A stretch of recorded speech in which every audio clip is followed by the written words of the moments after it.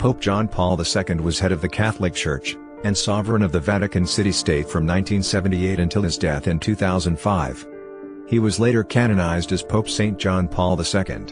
Cardinal Wojtyła was elected Pope on the third day of the Second Papal Conclave of 1978, which was called after John Paul I, who had been elected in the First Papal Conclave of 1978 earlier in August to succeed Pope Paul VI, died after 33 days. Wojtyła adopted the name of his predecessor in tribute to him. Born in Poland, John Paul II was the first non-Italian pope since Adrian VI in the 16th century, and the second longest-serving pope after Pius IX in modern history. John Paul II attempted to improve the Catholic Church's relations with Judaism, Islam, and the Eastern Orthodox Church. He maintained the Church's previous positions on such matters as abortion, artificial contraception, the ordination of women, and a celibate clergy, and although he supported the reforms of the Second Vatican Council, he was seen as generally conservative in their interpretation. He was one of the most traveled world leaders in history, visiting 129 countries during his pontificate. As part of his special emphasis on the universal call to holiness, he beatified 1,344, and also canonized 483 people, more than the combined tally of his predecessors during the preceding 5 centuries. By the time of his death, he had named most of the College of Cardinals, consecrated or co-consecrated many of the world's bishops, and ordained many priests. He has been credited with helping to end communist rule in his native Poland, and the rest of Europe. John Paul II's cause for canonization commenced 1 month after his death with the traditional 5-year waiting period waived. On December 19, 2009, John Paul II was proclaimed venerable by his successor, Benedict XVI, and was beatified on May 1, 2011, Divine Mercy Sunday, after the Congregation for the Causes of Saints attributed one miracle to his intercession, the healing of a French nun called Marie Simon Pierre from Parkinson's disease. A second miracle was approved on July 2, 2013, and confirmed by Pope Francis 2 days later. John Paul II was canonized on April 27, 2014, again Divine Mercy Sunday, together with John XXIII. On September 11, 2014, Pope Francis added these 2 feast days to the worldwide general Roman calendar of saints. While saints' feast days are traditionally celebrated on the anniversary of their deaths, that of John Paul II, 22nd of October, is celebrated on the anniversary of his papal inauguration. Posthumously, he has been referred to by some Catholics as Pope Street John Paul the Great, although the title has no official recognition. Karol Józef Wojtyła was born in the Polish town of Wojtyła. He was the youngest of 3 children born to Karol Wojtyła, 1879–1941, an ethnic Pole, and Emilia Kaczorowska, 1884–1929, who was of distant Lithuanian heritage. Emilia, who was a schoolteacher, died from a heart attack and kidney failure in 1929 when Wojtyła was 8 years old. His elder sister Olga had died before his birth, but he was close to his brother Edmund, nicknamed Mundek, who was 13 years his senior. Edmund's work as a physician eventually led to his death from scarlet fever, a loss that affected Wojtyła deeply. Wojtyła was baptized a month after his birth, made his first communion at the age of 9, and was confirmed at the age of 18. As a boy, Wojtyła was athletic, often playing association football as goalkeeper. During his childhood, Wojtyła had contact with the large Jewish community of Wojtyła. School football games were often organized between teams of Jews and Catholics, and Wojtyła often played on the Jewish side. In 2005, he recalled, "I remember that at least a third of my classmates at elementary school in Wojtyła were Jews. At secondary school there were fewer. With some I was on very friendly terms. And what struck me about some of them was their Polish patriotism." It was around this time that the young Karol had his first serious relationship with a girl. He became close to a girl called Ginka Bir, described as a Jewish beauty, with stupendous eyes, and jet black hair, slender, a superb actress. In mid-1938, Wojtyła and his father left Wojtyła and moved to Krakow, where he enrolled at the Jagiellonian University. While studying such topics as philology and various languages, he worked as a volunteer librarian, and though required to participate in compulsory military training in the Academic Legion, he refused to fire a weapon. He performed with various theatrical groups, and worked as a playwright. During this time, his talent for language blossomed, and he learned as many as 15 languages: Polish, Latin, Italian, English, Spanish, Portuguese, French, German, Luxembourgish, Dutch, Ukrainian, Serbo-Croatian, Czech, Slovak, and Esperanto, 9 of which he used extensively as pope. In 1939, after invading Poland, Nazi Germany's occupation forces closed the university. Able-bodied males were required to work, so from 1940 to 1944 Wojtyła variously worked as a messenger for a restaurant, a manual laborer in a limestone quarry, and for the Solvay chemical factory, in order to avoid deportation to Germany. In February 1940, he met Jan Arowski, who introduced him to the Carmelite spirituality, and the Living Rosary youth groups.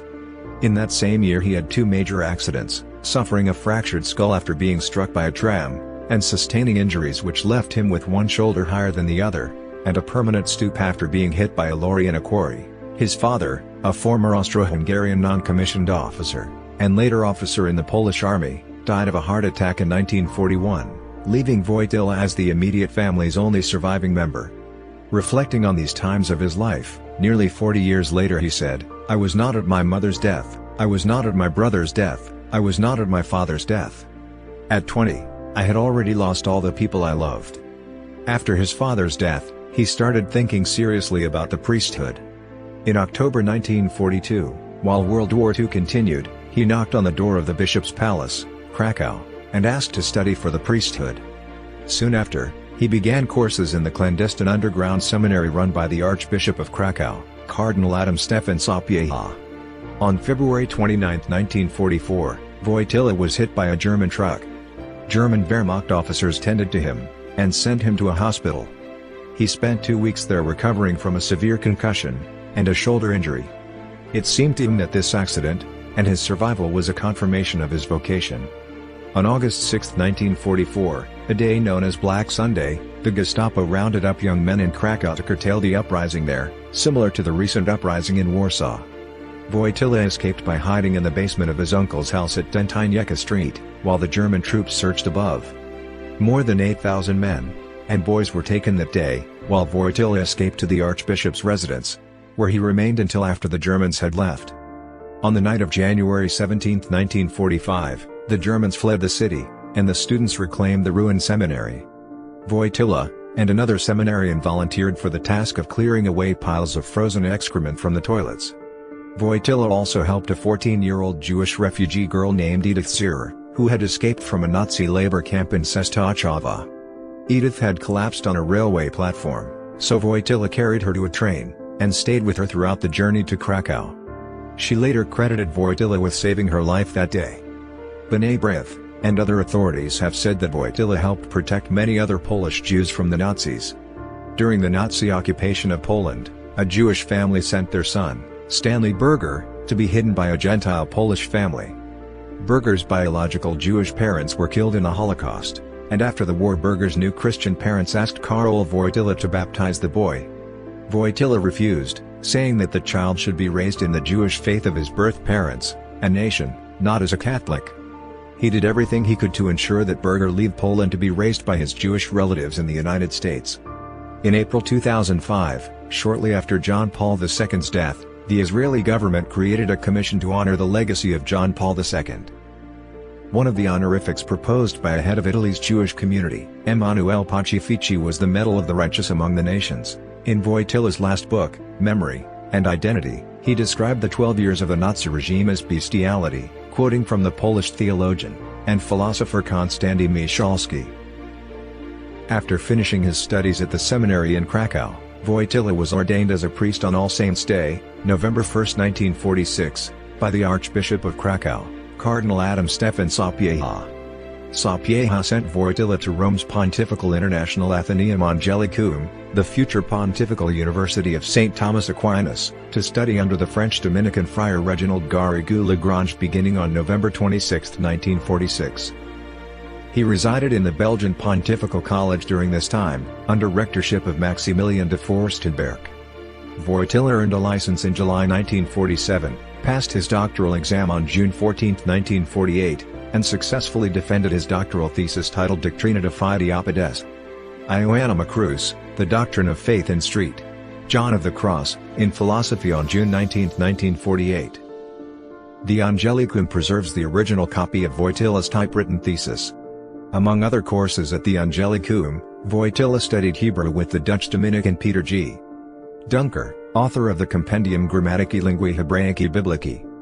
According to Wojtyła's fellow student, the future Austrian Cardinal Alphonse Stickler, in 1947 during his sojourn at the Angelicum, Wojtyła visited Padre Pio, who heard his confession, and told him that one day he would ascend to the highest post in the church. Stickler added that Wojtyła believed that the prophecy was fulfilled when he became a cardinal. Wojtyła returned to Poland in the summer of 1948 for his first pastoral assignment in the village of Niegałek, 24 kilometers, 15 miles, from Krakow, at the Church of the Assumption. He arrived at Niegałek at harvest time, where his first action was to kneel and kiss the ground. He repeated this gesture, which he adopted from Jean-Marie Baptiste Vianney, throughout his papacy. In March 1949, Wojtyła was transferred to the parish of St. Florian in Krakow. He taught ethics at Jagiellonian University, and subsequently at the Catholic University of Lublin. While teaching, he gathered a group of about 20 young people, who began to call themselves Rodzinka, the little family. They met for prayer, philosophical discussion, and to help the blind, and the sick. The group eventually grew to approximately 200 participants, and their activities expanded to include annual skiing and kayaking trips. In 1953, Wojtyła's habilitation thesis was accepted by the Faculty of Theology at the Jagiellonian University. In 1954, he earned a doctorate in sacred theology, evaluating the feasibility of a Catholic ethic based on the ethical system of the phenomenologist Max Scheler, with a dissertation titled Re-evaluation of the Possibility of Founding a Catholic Ethic on the Ethical System of Max Scheler, Polish, Oceniem Iushi zbudowania etyki Krzyżańskiej przez Alazanaik systemem Scheler.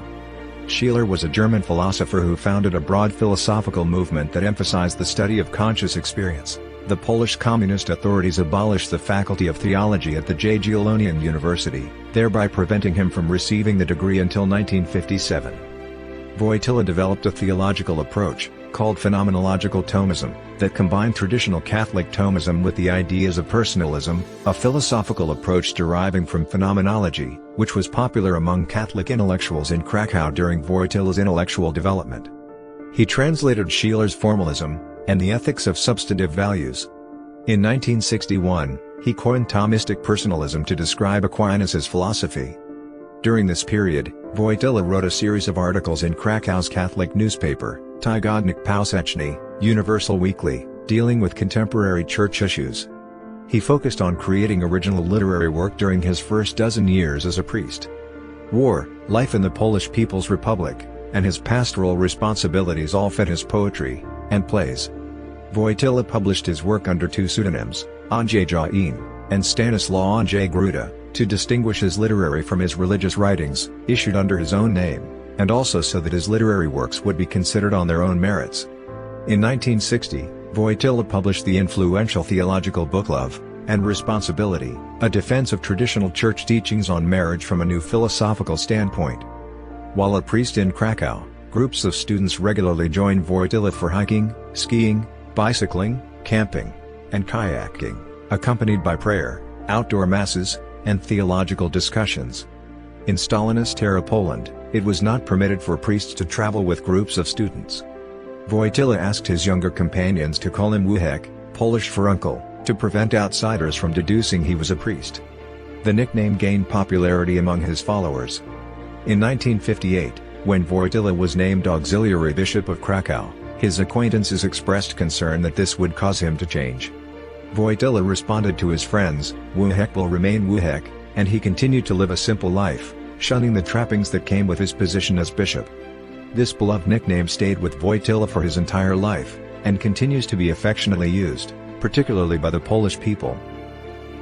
On July 4, 1958, while Wojtyła was on a kayaking holiday in the lakes region of northern Poland, Pope Pius XII appointed him as an auxiliary bishop of Krakow. He was consequently summoned to Warsaw to meet the primate of Poland, Cardinal Stefan Wyszyński, who informed him of his appointment. Wojtyła accepted the appointment as auxiliary bishop to Krakow's Archbishop Eugeniusz Baziak, and he received episcopal consecration, as titular bishop of Omby, on September 28, 1958, with Baziak as the principal consecrator, and as co-consecrators Bishop Boleslav Komanek, titular Bishop of Sofien, auxiliary of the Catholic Archdiocese of Wrocław, and Franciszek Job, auxiliary Bishop of Sandomierz, titular Bishop of Dolia. Kominek was to become Cardinal Archbishop of Wrocław, and Job was later auxiliary Bishop of Wrocław, and then Bishop of Opole. At the age of 38, Wojtyła became the youngest bishop in Poland. In 1959, Wojtyła began an annual tradition of saying a midnight mass on Christmas Day in an open field at Nowa Huta, the so-called model workers' town outside Krakow that was without a church building. Wojtyła died in June 1962, and on 16th of July, Wojtyła was selected as vicar capitular, temporary administrator, of the archdiocese until an archbishop could be appointed. Participation in Vatican II, and subsequent events. From October 1962, Wojtyła took part in the Second Vatican Council, 1962 to 1965, where he made contributions to two of its most historic and influential products, the Decree on Religious Freedom, in Latin, Dignitatis Humanae, and the Pastoral Constitution on the Church in the Modern World, Gaudium et Spes. Wojtyła and the Polish bishops contributed a draft text to the Council for Gaudium et Spes. According to the Jesuit historian John W. O'Malley, the draft text Gaudium et Spes that Wojtyła and the Polish delegation sent had some influence on the version that was sent to the Council Fathers that summer but was not accepted as the base text. According to John F. Crosby, as Pope, John Paul II used the words of Gaudium et Spes later to introduce his own views on the nature of the human person in relation to God. Man is the only creature on earth that God has wanted for its own sake, but man can fully discover his true self only in a sincere giving of himself. He also participated in the assemblies of the Synod of Bishops. On January 13, 1964, Pope Paul VI appointed him Archbishop of Krakow. On June 26, 1967, Paul VI announced Wojtyła's promotion to the College of Cardinals. Wojtyła was named Cardinal Priest of the Titulus of San Cesario in Palacio. In 1967, he was instrumental in formulating the encyclical Humanae Vitae, which dealt with the same issues that forbid abortion and artificial birth control. According to a contemporary witness, Wojtyła was against the distribution of a letter around Krakow in 1970, stating that the Polish episcopate was preparing for the 50th anniversary of the Polish-Soviet War. In 1973, Wojtyła met philosopher Anna Teresa Tymieniecka, the wife of Hendrik S. Huthacker, professor of economics at Stanford University and Harvard University, and member of President Nixon's Council of Economic Advisers. Tymieniecka collaborated with Wojtyła on a number of projects, including an English translation of Wojtyła's book Osoba I in Person and Act. Person and Act, one of John Paul II's foremost literary works, was initially written in Polish. Tymieniecka produced the English-language version. They corresponded over the years, and grew to be good friends.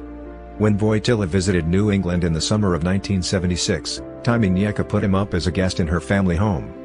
Wojtyła enjoyed his holiday in Pomfret, Vermont, kayaking, and enjoying the outdoors, as he had done in his beloved Poland.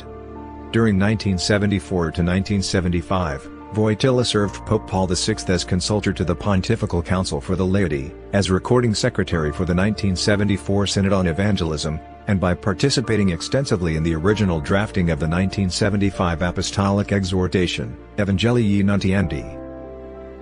In August 1978, following the death of Pope Paul VI, Wojtyła voted in the papal conclave, which elected John Paul I. John Paul I died after only 33 days as pope, triggering another conclave. The Second Conclave of 1978 started on 14th of October, 10 days after the funeral. It was split between two strong candidates for the papacy, Cardinal Giuseppe Siri, the conservative Archbishop of Genoa, and the liberal Archbishop of Florence, Cardinal Giovanni Bonelli, a close friend of John Paul I. Supporters of Bonelli were confident that he would be elected, and in early ballots, Bonelli came within 9 votes of success. However, both men faced sufficient opposition for neither to be likely to prevail. Giovanni Colombo, the Archbishop of Milan, was considered as a compromise candidate among the Italian cardinal electors, but when he started to receive votes, he announced that, if elected, he would decline to accept the papacy.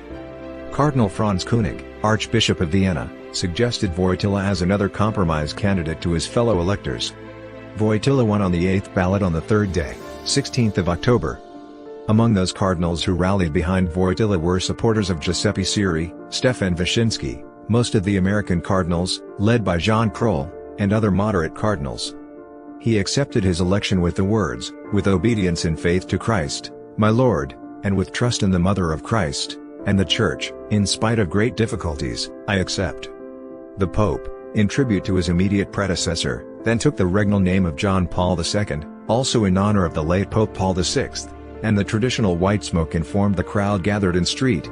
Peter's Square that a pope had been chosen. There had been rumors that the new pope wished to be known as Pope Stanislaus in honor of the Polish saint of the name, but was convinced by the cardinals that it was not a Roman name.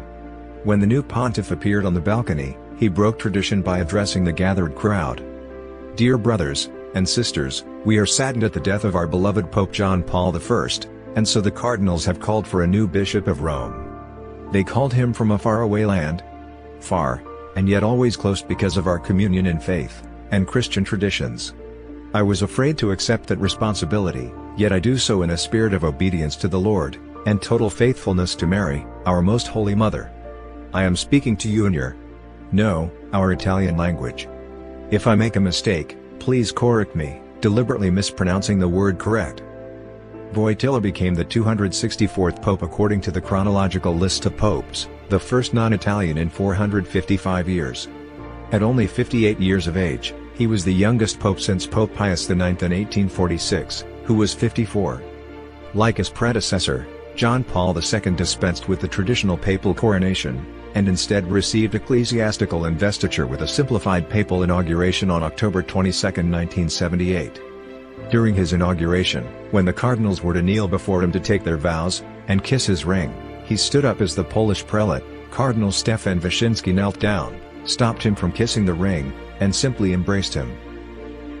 During his pontificate, John Paul II made journeys to 129 countries, traveling more than 1,100,000 kilometers, 680,000 miles. While doing so, he consistently attracted large crowds, some among the largest ever assembled in human history, such as the Manila World Youth Day, which gathered up to 4 million people, the largest papal gathering ever, according to the Vatican. John Paul II's earliest official visits were to the Dominican Republic and Mexico in January 1979. While some of his journeys, such as to the United States and the Holy Land, were to places previously visited by Pope Paul VI, John Paul II became the first pope to visit the White House in October 1979, where he was greeted warmly by President Jimmy Carter. He was the first pope ever to visit several countries in one year, starting in 1979 with Mexico and Ireland. He was the first reigning pope to travel to the United Kingdom, in 1982, where he met Queen Elizabeth II, the Supreme Governor of the Church of England.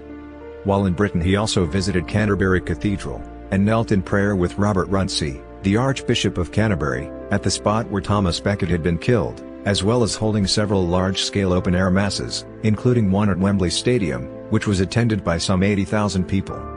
He traveled to Haiti in 1983, where he spoke in Creole to thousands of impoverished Catholics gathered to greet him at the airport. His message, "Things must change in Haiti," referring to the disparity between the wealthy and the poor, was met with thunderous applause. In 2000, he was the first modern pope to visit Egypt, where he met with the Coptic Pope, Pope Shenouda III, and the Greek Orthodox Patriarch of Alexandria. He was the first Catholic pope to visit and pray in an Islamic mosque in Damascus, Syria, in 2001. He visited the Umayyad Mosque, a former Christian church where John the Baptist is believed to be interred, where he made a speech calling for Muslims, Christians, and Jews to live together.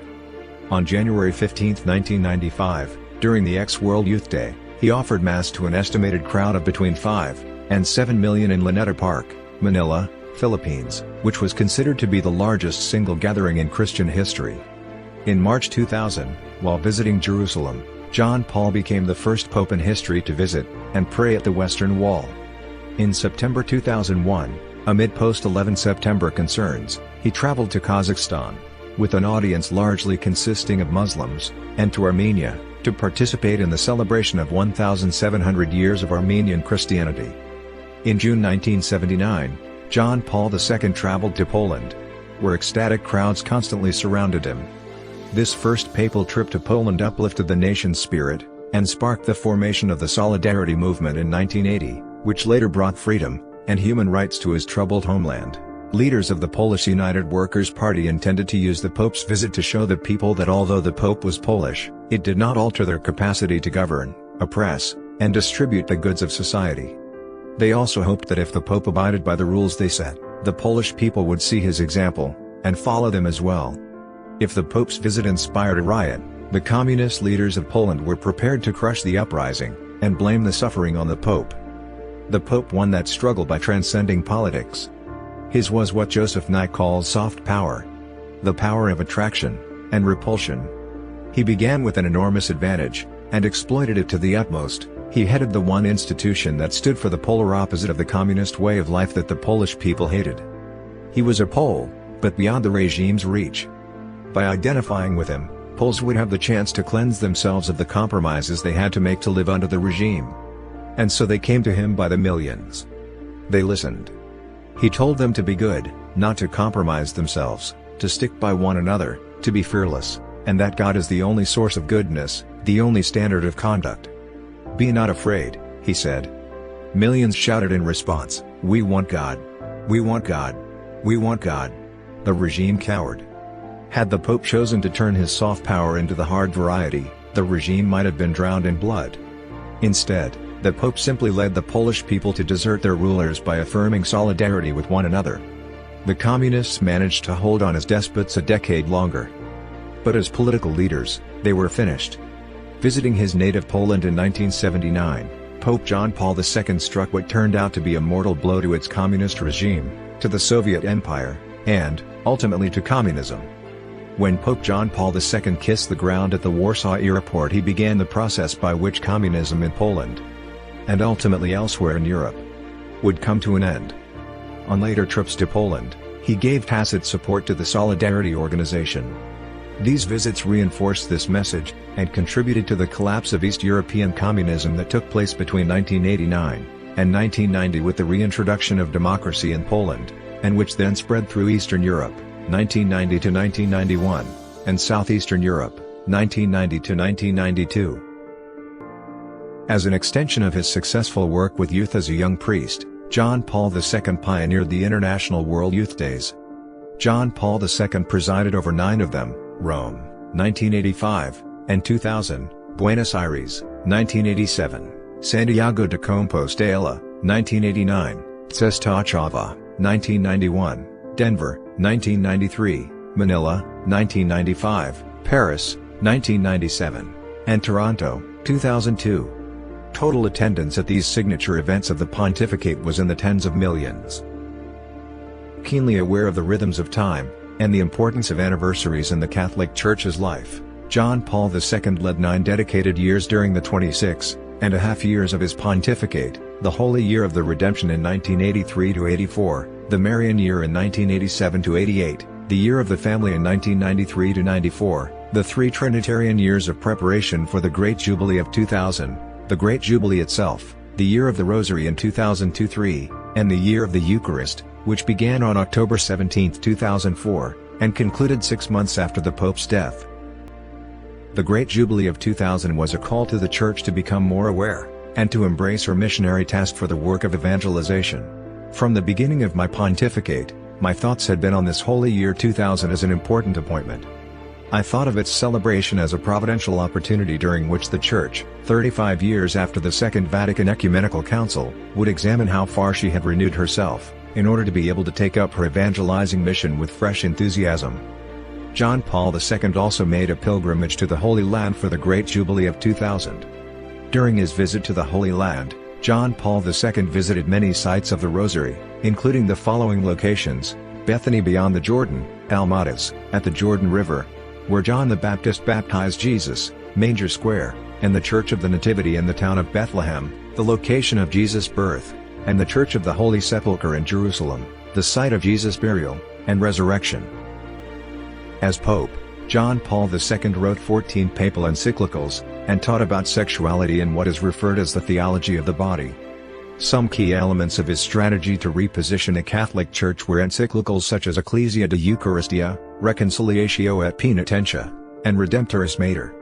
In his At the Beginning of the New Millennium, Novo Millennio Uneant, he emphasized the importance of starting afresh from Christ, No, we shall not be saved by a formula but by a person. In the splendor of the truth, Veritatis Splendor, he emphasized the dependence of man on God and his law. Without the Creator, the creature disappears, and the dependence of freedom on the truth.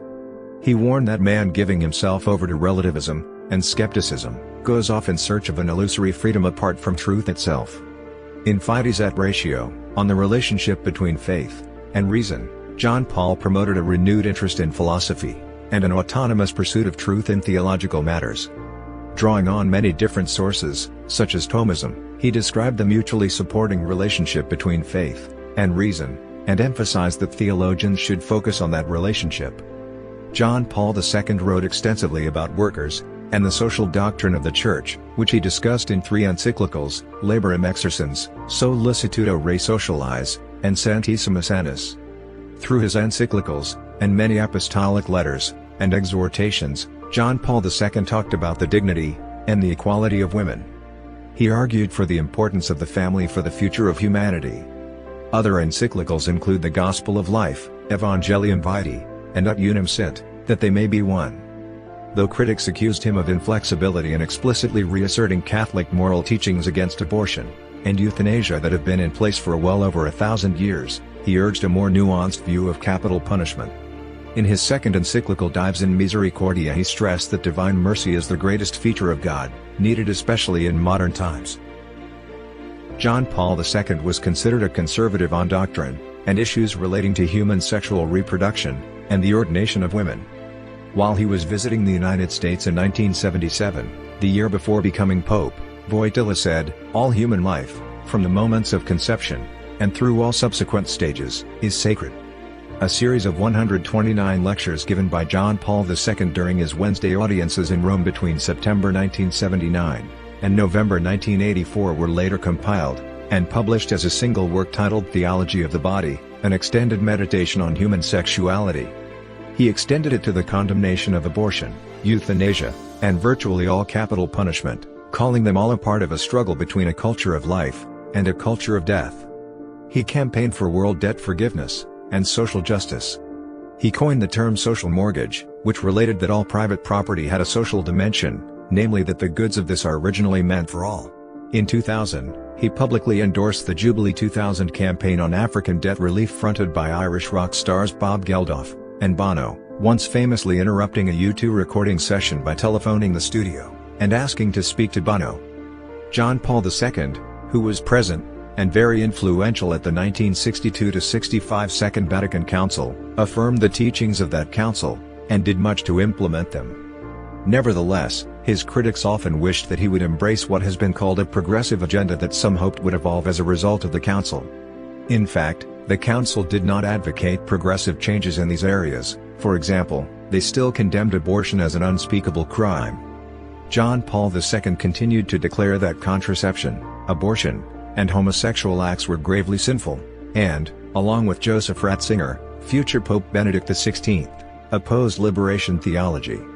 Following the Church's exaltation of the marital act of sexual intercourse between a baptized man and woman within sacramental marriage as proper and exclusive to the sacrament of marriage, John Paul II believed that it was, in every instance, profaned by contraception, abortion, divorce followed by a second marriage, and by homosexual acts. In 1994, John Paul II asserted the Church's lack of authority to ordain women to the priesthood, stating that without such authority ordination is not legitimately compatible with fidelity to Christ. This was also deemed a repudiation of calls to break with the constant tradition of the Church by ordaining women to the priesthood. In addition, John Paul II chose not to end the discipline of mandatory priestly celibacy, although in a small number of unusual circumstances, he did allow certain married clergymen of other Christian traditions who later became Catholic to be ordained as Catholic priests. John Paul II was an outspoken opponent of apartheid in South Africa. In 1985, while visiting the Netherlands, he gave an impassioned speech condemning apartheid at the International Court of Justice, proclaiming that no system of apartheid or separate development will ever be acceptable as a model for the relations between peoples or races. In September 1988, John Paul II made a pilgrimage to 10 southern African countries, including those bordering South Africa, while demonstratively avoiding South Africa. During his visit to Zimbabwe, John Paul II called for economic sanctions against South Africa's government. After John Paul II's death, both Nelson Mandela and Archbishop Desmond Tutu praised the Pope for defending human rights and condemning economic injustice. John Paul II was an outspoken opponent of the death penalty, although previous popes had accepted the practice. At a papal mass in St. Louis, Missouri, in the United States, he said, "A sign of hope is the increasing recognition that the dignity of human life must never be taken away, even in the case of someone who has done great evil. Modern society has the means of protecting itself, without definitively denying criminals the chance to reform. I renew the appeal I made most recently at Christmas for a consensus to end the death penalty, which is both cruel and unnecessary." During the visit, John Paul II convinced the then governor of Missouri, Mel Carnahan, to reduce the death sentence of convicted murderer Darrell J. Meese to life imprisonment without parole. John Paul II's other attempts to reduce the sentence of death row inmates were unsuccessful. In 1983, John Paul II visited Guatemala, and unsuccessfully asked the country's president, Efraín Ríos Montt, to reduce the sentence for 6 left-wing guerrillas sentenced to death. In 2002, John Paul II again traveled to Guatemala. At that time, Guatemala was one of only 2 countries in Latin America, the other being Cuba, to apply capital punishment. John Paul II asked the Guatemalan president, Alfonso Portillo, for a moratorium on executions. John Paul II pushed for a reference to Europe's Christian cultural roots in the draft of the European Constitution. In his 2003 apostolic exhortation Ecclesia in Europa, John Paul II wrote that he fully respected the secular nature of European institutions. However, he wanted the Constitution to enshrine religious rights, including acknowledging the rights of religious groups to organize freely, recognize the specific identity of each denomination, and allow for a structured dialogue between each religious community and the European Union, EU, and extend across the EU the legal status enjoyed by religious institutions in individual member states. John Paul II said, "I wish once more to appeal to those drawing up the future European constitutional treaty so that it will include a reference to the religion, and in particular to the Christian heritage of Europe." The Pope's desire for a reference to Europe's Christian identity in the EU constitution was supported by non-Catholic representatives of the Church of England, and Eastern Orthodox churches from Russia, Romania, and Greece. John Paul II's demand to include a reference to Europe's Christian roots in the European Constitution was supported by some non-Christians, such as Joseph Weiler, a practicing Orthodox Jew, and renowned constitutional lawyer, who said that the EU Constitution's lack of a reference to Christianity was not a demonstration of neutrality but rather a Jacobin attitude. At the same time, John Paul II was an enthusiastic supporter of European integration. In particular, he supported his native Poland's entry into the bloc. On May 19, 2003, 3 weeks before a referendum was held in Poland on EU membership, the Polish Pope addressed his compatriots, and urged them to vote for Poland's EU membership at St. Peter's Square in Vatican City State. While some conservative, Catholic politicians in Poland opposed EU membership, John Paul II said, "I know that there are many in opposition to integration. I appreciate their concern about maintaining the cultural and religious identity of our nation. However, I must emphasize that Poland has always been an important part of Europe. Europe needs Poland. The Church in Europe needs the Poles' testimony of faith. Poland needs Europe." The Polish Pope compared Poland's entry into the EU to the Union of Lublin, which was signed in 1569, and united the Kingdom of Poland and the Grand Duchy of Lithuania into one nation, and created an elective monarchy. On October 22, 1996, in a speech to the Pontifical Academy of Sciences plenary session at the Vatican, John Paul II said of evolution that this theory has been progressively accepted by researchers, following a series of discoveries in various fields of knowledge. The convergence, neither sought nor fabricated, of the results of work that was conducted independently is in itself a significant argument in favor of this theory. John Paul II's embrace of evolution was enthusiastically praised by American paleontologist and evolutionary biologist Stephen Jay Gould, with whom he had an audience in 1984. Although generally accepting the theory of evolution, John Paul II made one major exception: the human soul, saying, "If the human body has its origin in living material which pre-exists it, the spiritual soul is immediately created by God." In 2003, John Paul II criticized the 2003 United States-led invasion of Iraq, saying in his State of the World address, "No to war. War is not always inevitable. It is always a defeat for humanity." He sent Cardinal Wojtyła, the former apostolic pro-nuncio to the United States, to talk with George W. Bush, the U.S. President, to express opposition to the war. John Paul II said that it was up to the United Nations to solve the international conflict through diplomacy, and that a unilateral aggression is a crime against peace, and a violation of international law. The Pope's opposition to the Iraq War led to him being a candidate to win the 2003 Nobel Peace Prize, which was ultimately awarded to Iranian attorney/judge, and noted human rights advocate Shirin Ebadi. In 1984, and 1986, through Cardinal Ratzinger, future Pope Benedict XVI, as prefect of the Congregation for the Doctrine of the Faith, John Paul II officially condemned aspects of liberation theology, which had many followers in Latin America. Visiting Europe, Salvadoran Archbishop Oscar Romero unsuccessfully advocated for the Vatican to condemn the right-wing military regime of El Salvador, for violations of human rights during the Salvadoran Civil War, and the support of death squads. Though Romero expressed his frustration at working with clergy who cooperated with the government, John Paul II encouraged him to maintain episcopal unity as a top priority.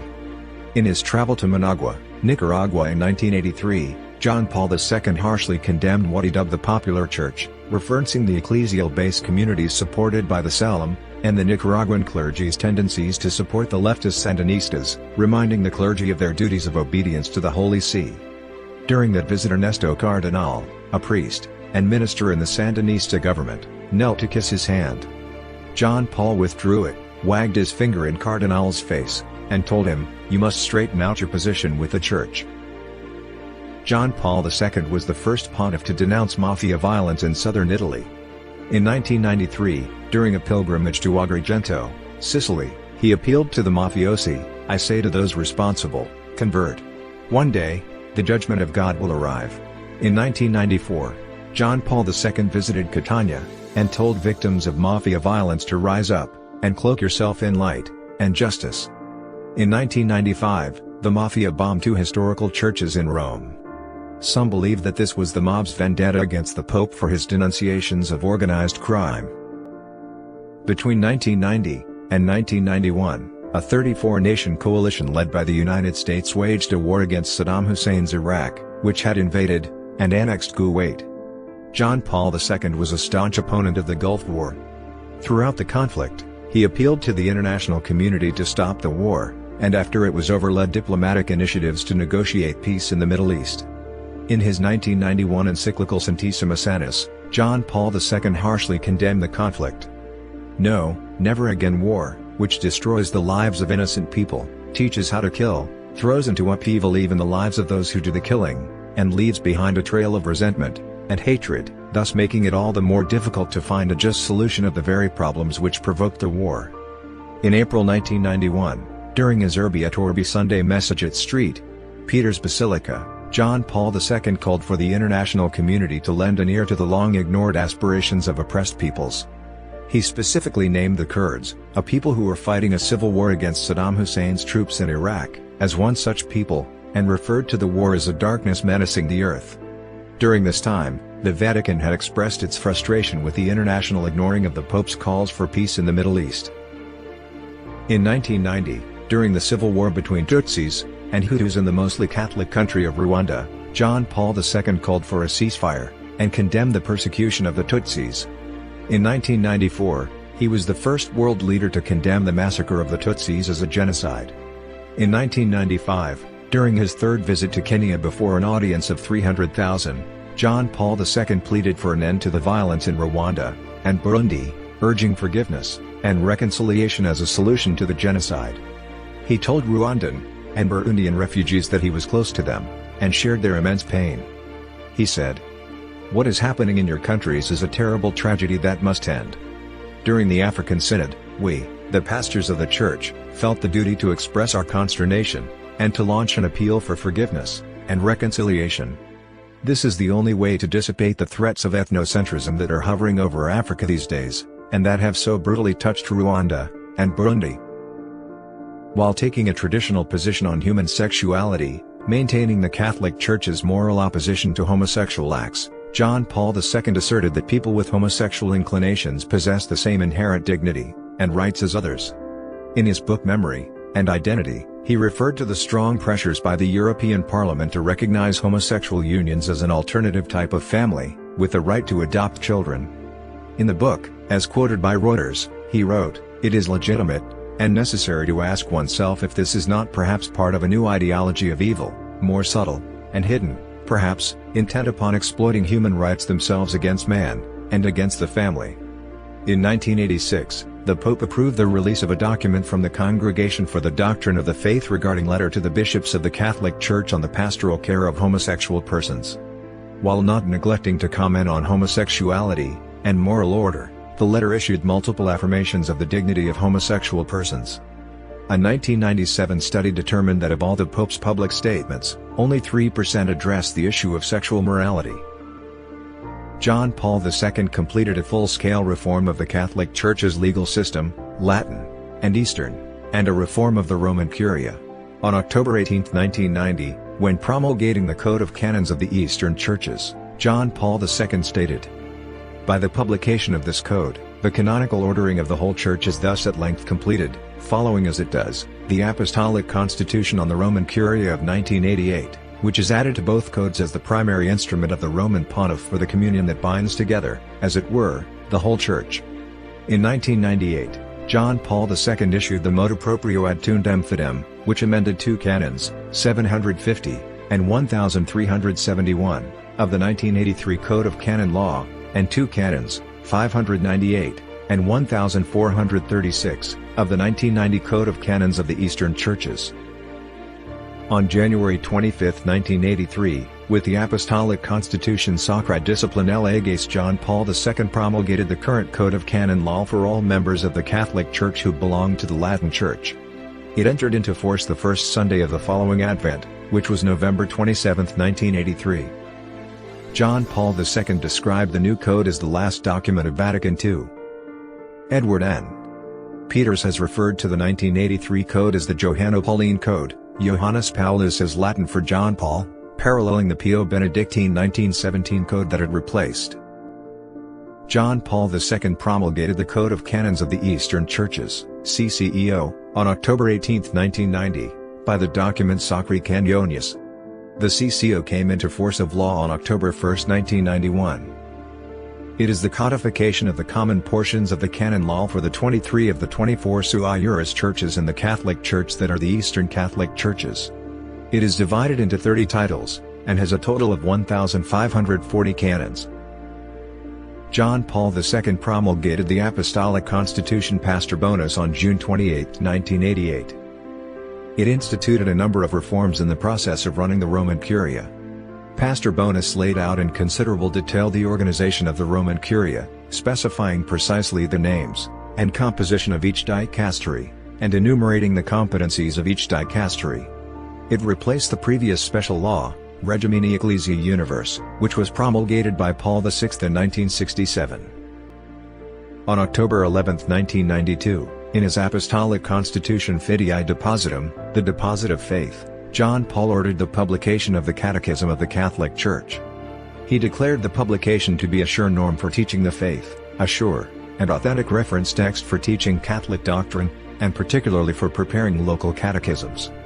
It was meant to encourage and assist in the writing of new local catechisms, both applicable and faithful, rather than replacing them. According to Joaquin Navarro Valls, John Paul II's press secretary, the single fact of John Paul II's election in 1978 changed everything. In Poland, everything began. Not in East Germany or Czechoslovakia. Then the whole thing spread. Why in 1980 did they lead the way in Gdansk? Why did they decide, now or never? Only because there was a Polish pope. He was in Chile, and Pinochet was out. He was in Haiti, and Duvalier was out. He was in the Philippines, and Marcos was out. On many of those occasions, people would come here to the Vatican thanking the Holy Father for changing things. Before John Paul II's pilgrimage to Latin America, during a meeting with reporters, he criticized Augusto Pinochet's regime as dictatorial. In the words of the New York Times, he used unusually strong language to criticize Pinochet, and asserted to journalists that the Church in Chile must not only pray, but actively fight for the restoration of democracy in Chile. During his visit to Chile in 1987, John Paul II asked Chile's 31 Catholic bishops to campaign for free elections in the country. According to George Weigel and Cardinal Stanislaw Wojtyła, he encouraged Pinochet to accept a democratic opening of the regime, and may even have called for his resignation. According to Monsignor Sławomir Oder, the postulator of John Paul II's beatification cause, John Paul's words to Pinochet had a profound impact on the Chilean dictator. The Pope confided to a friend, "I received a letter from Pinochet in which he told me that as a Catholic he had listened to my words, he had accepted them, and he had decided to begin the process to change the leadership of his country." During his visit to Chile, John Paul II supported the Vicariate of Solidarity, the church-led pro-democracy, anti-Pinochet organization. John Paul II visited the Vicariate of Solidarity's offices, spoke with its workers, and called upon them to continue their work, emphasizing that the gospel consistently urges respect for human rights. While in Chile, John Paul II made gestures of public support of Chile's anti-Pinochet democratic opposition. For instance, he hugged and kissed Carmen Gloria Quintana, a young student who had been nearly burned to death by Chilean police, and told her that we must pray for peace and justice in Chile. Later, he met with several opposition groups, including those that had been declared illegal by Pinochet's government. The opposition praised John Paul II for denouncing Pinochet as a dictator, for many members of Chile's opposition were persecuted for much milder statements. Bishop Carlos Camus, one of the harshest critics of Pinochet's dictatorship within the Chilean Church, praised John Paul II's stance during the papal visit, saying, "I am quite moved, because our pastor supports us totally. Never again will anyone be able to say that we are interfering in politics when we defend human dignity." He added, "No country the Pope has visited has remained the same after his departure. The Pope's visit is a mission, an extraordinary social catechism, and his stay here will be a watershed in Chilean history." Some have erroneously accused John Paul II of affirming Pinochet's regime by appearing with the Chilean ruler in public. Cardinal Roberto Tucci, the organizer of John Paul II's visits, revealed that Pinochet tricked the pontiff by telling him he would take him to his living room, while in reality he took him to his balcony. Tucci says that the pontiff was furious. John Paul II visited Haiti on March 9, 1983, when the country was ruled by Jean-Claude Baby-Doc Duvalier. He bluntly criticized the poverty of the country, directly addressing Baby-Doc and his wife, Michelle Bennett, in front of a large crowd of Haitians. "Yours is a beautiful country, rich in human resources, but Christians cannot be unaware of the injustice, the excessive inequality, the degradation of the quality of life, the misery, the hunger, the fear suffered by the majority of the people." John Paul II spoke in French, and occasionally in Creole, and in the homily outlined the basic human rights that most Haitians lacked: the opportunity to eat enough, to be cared for when ill, to find housing, to study, to overcome illiteracy, to find worthwhile and properly paid work, all that provides a truly human life for men and women, for young and old. Following John Paul II's pilgrimage, the Haitian opposition to Duvalier frequently reproduced and quoted the Pope's message. Shortly before leaving Haiti, John Paul II called for social change in Haiti by saying, "Lift up your heads, be conscious of your dignity of men created in God's image." John Paul II's visit inspired massive protests against the Duvalier dictatorship. In response to the visit, 860 Catholic priests and church workers signed a statement committing the church to work on behalf of the poor. In 1986, Duvalier was deposed in an uprising. The collapse of the dictatorship of General Alfredo Stroessner of Paraguay was linked, among other things, to John Paul II's visit to the South American country in May 1988. Since Stroessner's taking power through a coup d'état in 1954, Paraguay's bishops increasingly criticized the regime for human rights abuses, rigged elections, and the country's feudal economy. During his private meeting with Stroessner, John Paul II told the dictator, "Politics has a fundamental ethical dimension because it is first and foremost a service to man. The Church can and must remind men, and in particular those who govern, of their ethical duties for the good of the whole of society. The Church cannot be isolated inside its temples, just as men's consciences cannot be isolated from God." Later, during a Mass, John Paul II criticized the regime for impoverishing the peasants and the unemployed, saying that the government must give people greater access to the land. Although Stroessner tried to prevent him from doing so, John Paul II met opposition leaders in the one-party state. By the late 1970s, the dissolution of the Soviet Union had been predicted by some observers. John Paul II has been credited with being instrumental in bringing down communism in Central and Eastern Europe, by being the spiritual inspiration behind its downfall, and catalyst for a peaceful revolution in Poland. Lech Walesa, the founder of Solidarity, and the first post-communist president of Poland, credited John Paul II with giving Poles the courage to demand change. According to Walesa, before his pontificate, the world was divided into blocs. Nobody knew how to get rid of communism. In Warsaw, in 1979, he simply said, "Do not be afraid," and later prayed, "Let your spirit descend, and change the image of the land." This land. It has also been widely alleged that the Vatican Bank covertly funded Solidarity.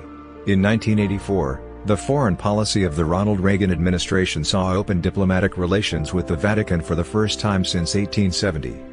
In sharp contrast to the long history of strong domestic opposition, this time there was very little opposition from Congress, the courts, and Protestant groups. Relations between Reagan and John Paul II were close, especially because of their shared anti-communism and keen interest in forcing the Soviets out of Poland. Reagan's correspondence with the Pope reveals a continuous scurrying to shore up Vatican's support for U.S. policies. Perhaps most surprisingly, the papers show that, as late as 1984, the Pope did not believe the communist Polish government could be changed. No one can prove conclusively that he was a primary cause of the end of communism. However, the major figures on all sides, not just Lech Walesa, the Polish Solidarity leader, but also Solidarity's arch-opponent, General Wojciech Jaruzelski, not just the former American President George Bush Sr. but also the former Soviet President Mikhail Gorbachev, now agree that he was. I would argue the historical case in 3 steps: without the Polish Pope, no Solidarity revolution in Poland in 1980, without Solidarity, no dramatic change in Soviet policy towards Eastern Europe under Gorbachev, without that change, no Velvet revolutions in 1989. In December 1989, John Paul II met with the Soviet leader Mikhail Gorbachev at the Vatican, and each expressed his respect and admiration for the other.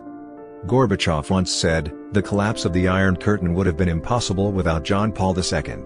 On John Paul II's death, Gorbachev said, "Pope John Paul II's devotion to his followers is a remarkable example to all of us."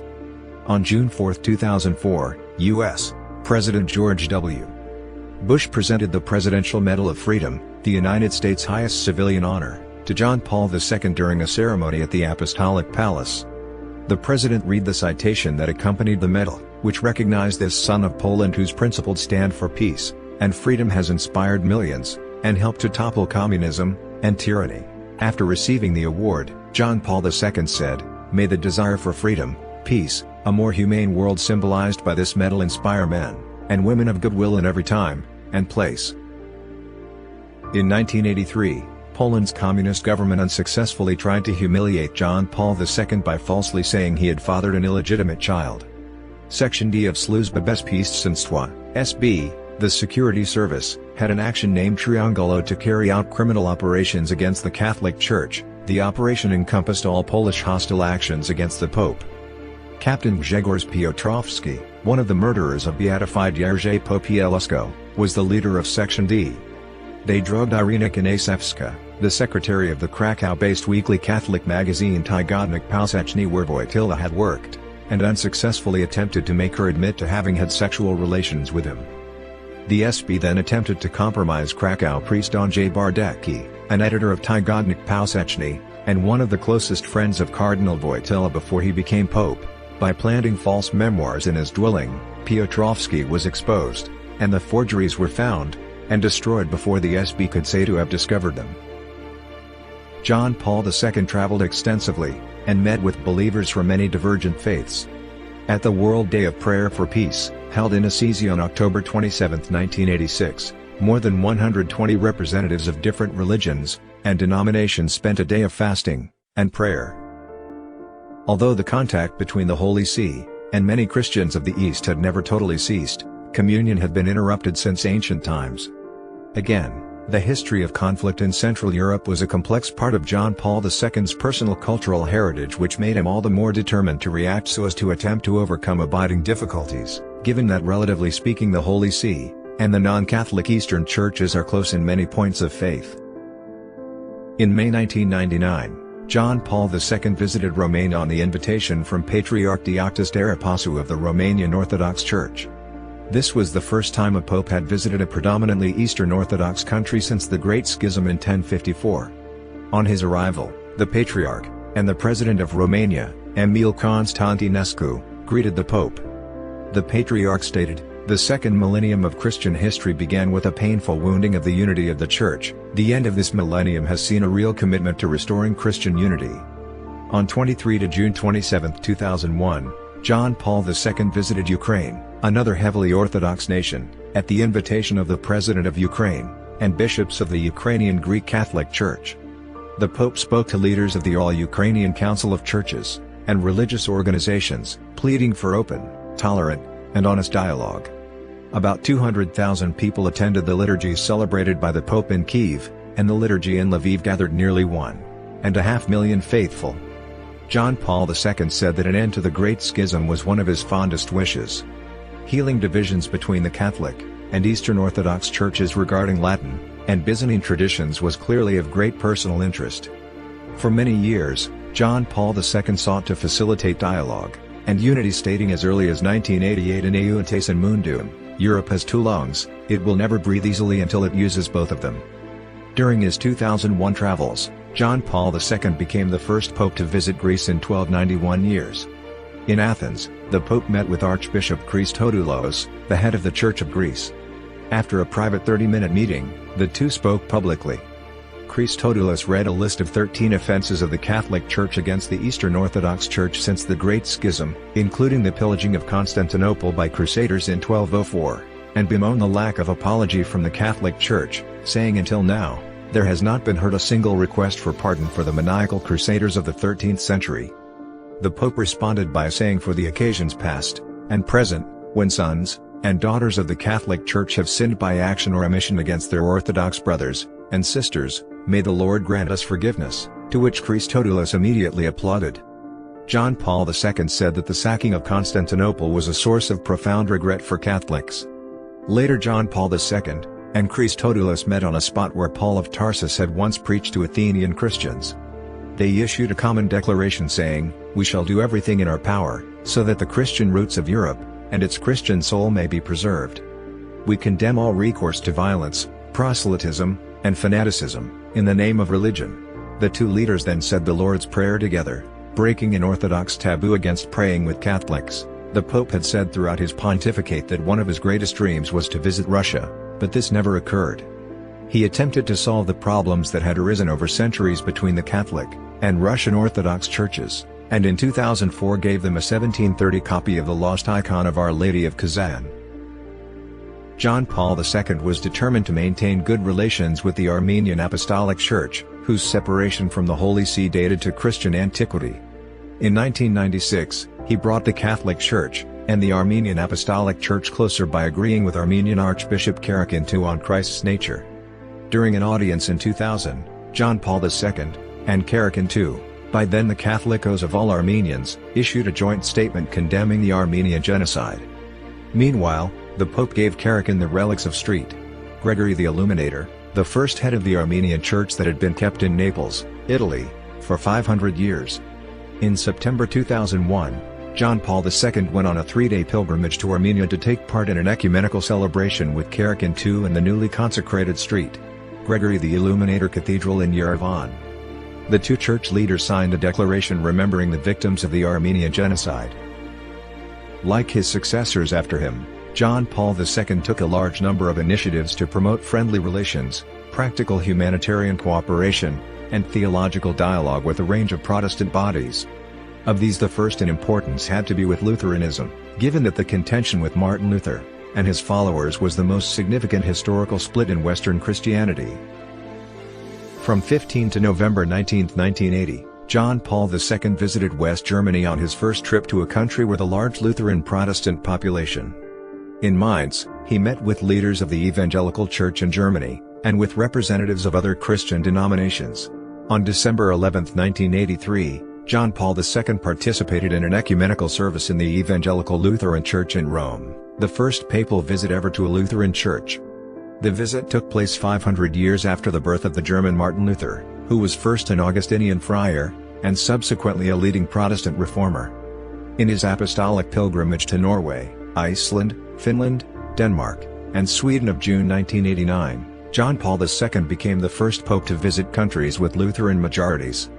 In addition to celebrating Mass with Catholic believers, he participated in ecumenical services at places that had been Catholic shrines before the Reformation: Nidaros Cathedral in Norway, near St. Olav's Church at Thingvellir in Iceland, Turku Cathedral in Finland, Ruskala Cathedral in Denmark, and Uppsala Cathedral in Sweden. On October 31, 1999, the 482nd anniversary of Reformation Day, Martin Luther's posting of the 95 Theses, representatives of the Catholic Church's Pontifical Council for Promoting Christian Unity, and the Lutheran World Federation signed a joint declaration on the doctrine of justification, as a gesture of unity. The signing was a fruit of a theological dialogue that had been going on between the Lutheran World Federation and the Holy See since 1965.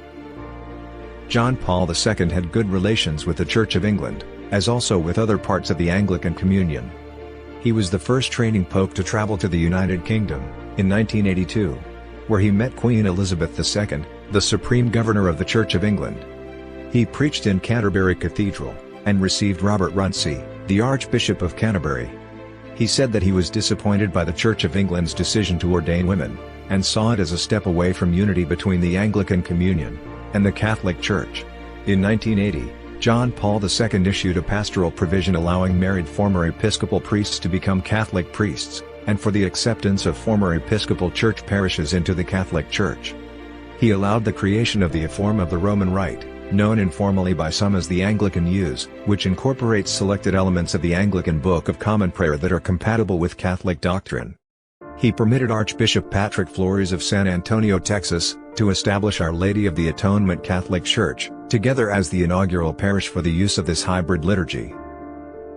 Relations between Catholicism and Judaism improved dramatically during the pontificate of John Paul II. He spoke frequently about the Catholic Church's relationship with the Jewish faith. It is likely that his attitude was shaped in part by his own experience of the terrible fate of the Jews in Poland and the rest of Central Europe in the 1930s and 1940s. In 1979, John Paul II visited the Auschwitz concentration camp in Poland, where many of his compatriots, mostly Jews, had perished during the German occupation there in World War II, the first pope to do so. In 1998, he issued We Remember, a reflection on the Shoah, which outlined his thinking on the Holocaust. He became the first pope known to have made an official papal visit to a synagogue, when he visited the Great Synagogue of Rome on April 13, 1986. On December 30, 1993, John Paul II established formal diplomatic relations between the Holy See and the State of Israel, acknowledging its centrality in Jewish life and faith. On April 7, 1994, he hosted the papal concert to commemorate the Holocaust. It was the first ever Vatican event dedicated to the memory of the 6 million Jews murdered in World War II. This concert, which was conceived and conducted by U.S. conductor Gilbert Levine, was attended by the chief rabbi of Rome Elio Toff, the president of Italy Oscar Luigi Scalfaro, and survivors of the Holocaust from around the world. The Royal Philharmonic Orchestra, actor Richard Dreyfuss, and cellist Lynn Harrell performed on this occasion under Levine's direction. On the morning of the concert, the Pope received the attending members of survivor community in a special audience in the Apostolic Palace. In March 2000, John Paul II visited Yad Vashem, the National Holocaust Memorial in Israel, and later made history by touching one of the holiest sites in Judaism, the Western Wall in Jerusalem, placing the letter inside it, in which he prayed for forgiveness for the actions against Jews. In part of his address he said, "I assure the Jewish people the Catholic Church is deeply saddened by the hatred, acts of persecution, and displays of anti-Semitism directed against the Jews by Christians at any time, and in any place." He added that there were no words strong enough to deplore the terrible tragedy of the Holocaust. Israeli cabinet minister Rabbi Michael Melchior, who hosted the Pope's visit, said he was very moved by the Pope's gesture. He said, "It was beyond history, beyond memory." He added, "We are deeply saddened by the behavior of those who in the course of history have caused these children of yours to suffer, and asking your forgiveness, we wish to commit ourselves to genuine brotherhood with the people of the covenant. In October 2003, the Anti-Defamation League, ADL, issued a statement congratulating John Paul II on entering the 25th year of his papacy. In January 2005, John Paul II became the first pope known to receive a priestly blessing from a rabbi, when Rabbis Benjamin Bleck, Barry Dalv Schwartz, and Jack Bimporad visited the Pontificate Clementine Hall in the Apostolic Palace.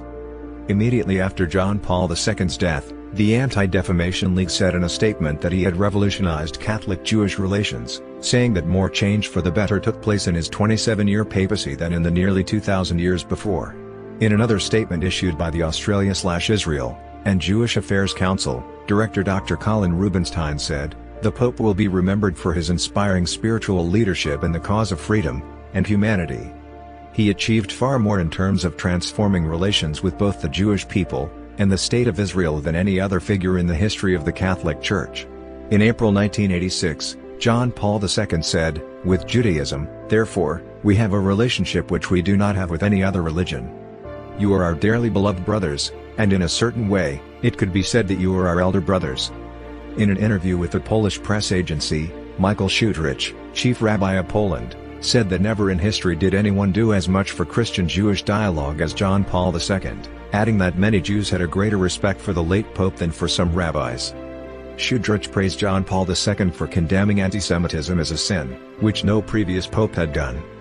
On John Paul II's beatification, the chief rabbi of Rome, Riccardo di Segni, said in an interview with the Vatican newspaper L'Osservatore Romano that John Paul II was revolutionary because he tore down a 1,000-year wall of Catholic distrust of the Jewish world.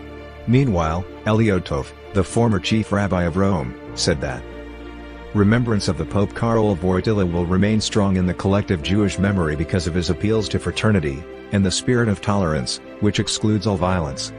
In the stormy history of relations between Roman popes and Jews in the ghetto, in which they were closed for over 3 centuries in humiliating circumstances, John Paul II is a bright figure in his uniqueness. In relations between our two great religions in the new century that was stained with bloody wars and the plague of racism, the heritage of John Paul II remains one of the few spiritual islands guaranteeing survival and human progress. In his book-length interview Crossing the Threshold of Hope with the Italian journalist Vittorio Messori, published in 1995, John Paul II draws parallels between animism and Christianity. He wrote, "It would be helpful to recall the animist religions which stress ancestor worship. It seems that those who practice them are particularly close to Christianity, and among them, the Church's missionaries also find it easier to speak a common language. Is there, perhaps, in this veneration of ancestors a kind of preparation for the Christian faith and the communion of saints, in which all believers, whether living or dead, form a single community, a single body? There is nothing strange, then, that the African and Asian animists would become believers in Christ more easily than followers of the great religions of the Far East." In 1985, the Pope visited the African country of Togo, where 60% of the population espouses animist beliefs. To honor the Pope, animist religious leaders met him at a Catholic Marian shrine in the forest, much to the pontiff's delight. John Paul II proceeded to call for the need for religious tolerance, praised nature, and emphasized common elements between animism and Christianity, saying, "Nature, exuberant and splendid in this area of forests and lakes, impregnates spirits and hearts with its mystery, and orients them spontaneously toward the mystery of He who is the author of life. It is this religious sentiment that animates you, and one can say that animates all of your compatriots." During the investiture of President Thomas Boni Yayi of Benin as a titled Yoruba chieftain on December 20, 2008, the reigning Ooni of Ile-Ife, Nigeria, Ali Abuse II, referred to John Paul II as a previous recipient of the same royal honor. Tenzin Gyatso, the 14th Dalai Lama, visited John Paul II 8 times. The two men held many similar views, and understood similar plights, both coming from nations affected by communism, and both serving as heads of major religious bodies. As Archbishop of Krakow, long before the 14th Dalai Lama was a world-famous figure, Wojtyła held special masses to pray for the Tibetan people's non-violent struggle for freedom from Maoist China. During his 1995 visit to Sri Lanka, a country where a majority of the population adheres to Theravada Buddhism, John Paul II expressed his admiration for Buddhism. He said, In particular, I express my highest regard for the followers of Buddhism, the majority religion in Sri Lanka, with its 4 great values of loving kindness, compassion, sympathetic joy, and equanimity, with its 10 transcendental virtues, and the joys of the Sangha expressed so beautifully in the Theragathas. I ardently hope that my visit will serve to strengthen the goodwill between us, and that it will reassure everyone of the Catholic Church's desire for interreligious dialogue and cooperation in building a more just and fraternal world. To everyone I extend the hand of friendship, recalling the splendid words of the Dhammapada, better than 1,000 useless words is one single word that gives peace. John Paul II made considerable efforts to improve relations between Catholicism and Islam. He officially supported the project of the Great Mosque in Rome, and participated in the inauguration in 1995. On May 6, 2001, he became the first Catholic pope to enter and pray in a mosque, namely the Umayyad Mosque in Damascus, Syria. Respectfully removing his shoes, he entered the former Byzantine-era Christian church dedicated to John the Baptist, who is also revered as a prophet of Islam.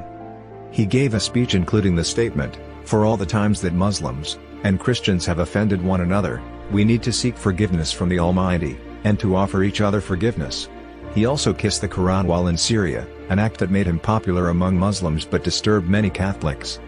In 2004, John Paul II hosted the Papal Concert of Reconciliation, which brought together leaders of Islam with leaders of the Jewish community, and of the Catholic Church at the Vatican for a concert by the Krakow Philharmonic Choir from Poland, the London Philharmonic Choir from the United Kingdom, the Pittsburgh Symphony Orchestra from the United States, and the Ankara State Polyphonic Choir of Turkey.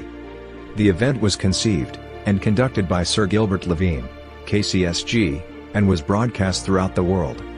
John Paul II oversaw the publication of the Catechism of the Catholic Church, which makes a special provision for Muslims. Therein, it is written, "Together with us they adore the one, merciful God, mankind's judge on the last day." In 1995, John Paul II held a meeting with 21 Jains, organized by the Pontifical Council for Interreligious Dialogue. He praised Mohandas Gandhi for his unshakable faith in God, assured the Jains that the Catholic Church will continue to engage in dialogue with their religion, and spoke of the common need to aid the poor. The Jain leaders were impressed with the Pope's transparency and simplicity, and the meeting received much attention in the Gujarat state in western India, home to many Jains. As he entered St. Peter's Square to address an audience on May 13, 1981, John Paul II was shot and critically wounded by Mehmet Ali Aja, an expert Turkish gunman who was a member of the militant fascist group Grey Wolves. The assassin used a Browning 9mm semi-automatic pistol, shooting the Pope in the abdomen, and perforating his colon and small intestine multiple times. John Paul II was rushed into the Vatican complex, and then to the Gemelli Hospital. On the way to the hospital, he lost consciousness. Even though the 2 bullets missed his superior mesenteric artery and abdominal aorta, he lost nearly 3/4 of his blood. He underwent 5 hours of surgery to treat his wounds. Surgeons performed a colostomy, temporarily rerouting the upper part of the large intestine to let the damaged lower part heal. When he briefly regained consciousness before being operated on, he instructed the doctors not to remove his brown scapular during the operation. One of the few people allowed in to see him at the Gemelli Clinic was one of his closest friends, philosopher Anna Teresa Tymieniecka, who arrived on Saturday 16th of May, and kept him company while he recovered from emergency surgery. The Pope later stated that the Blessed Virgin Mary helped keep him alive throughout his ordeal. He said, "Could I forget that the event in St. Peter's Square took place on the day, and at the hour when the first appearance of the Mother of Christ to the poor little peasants has been remembered for over 60 years at Fatima, Portugal?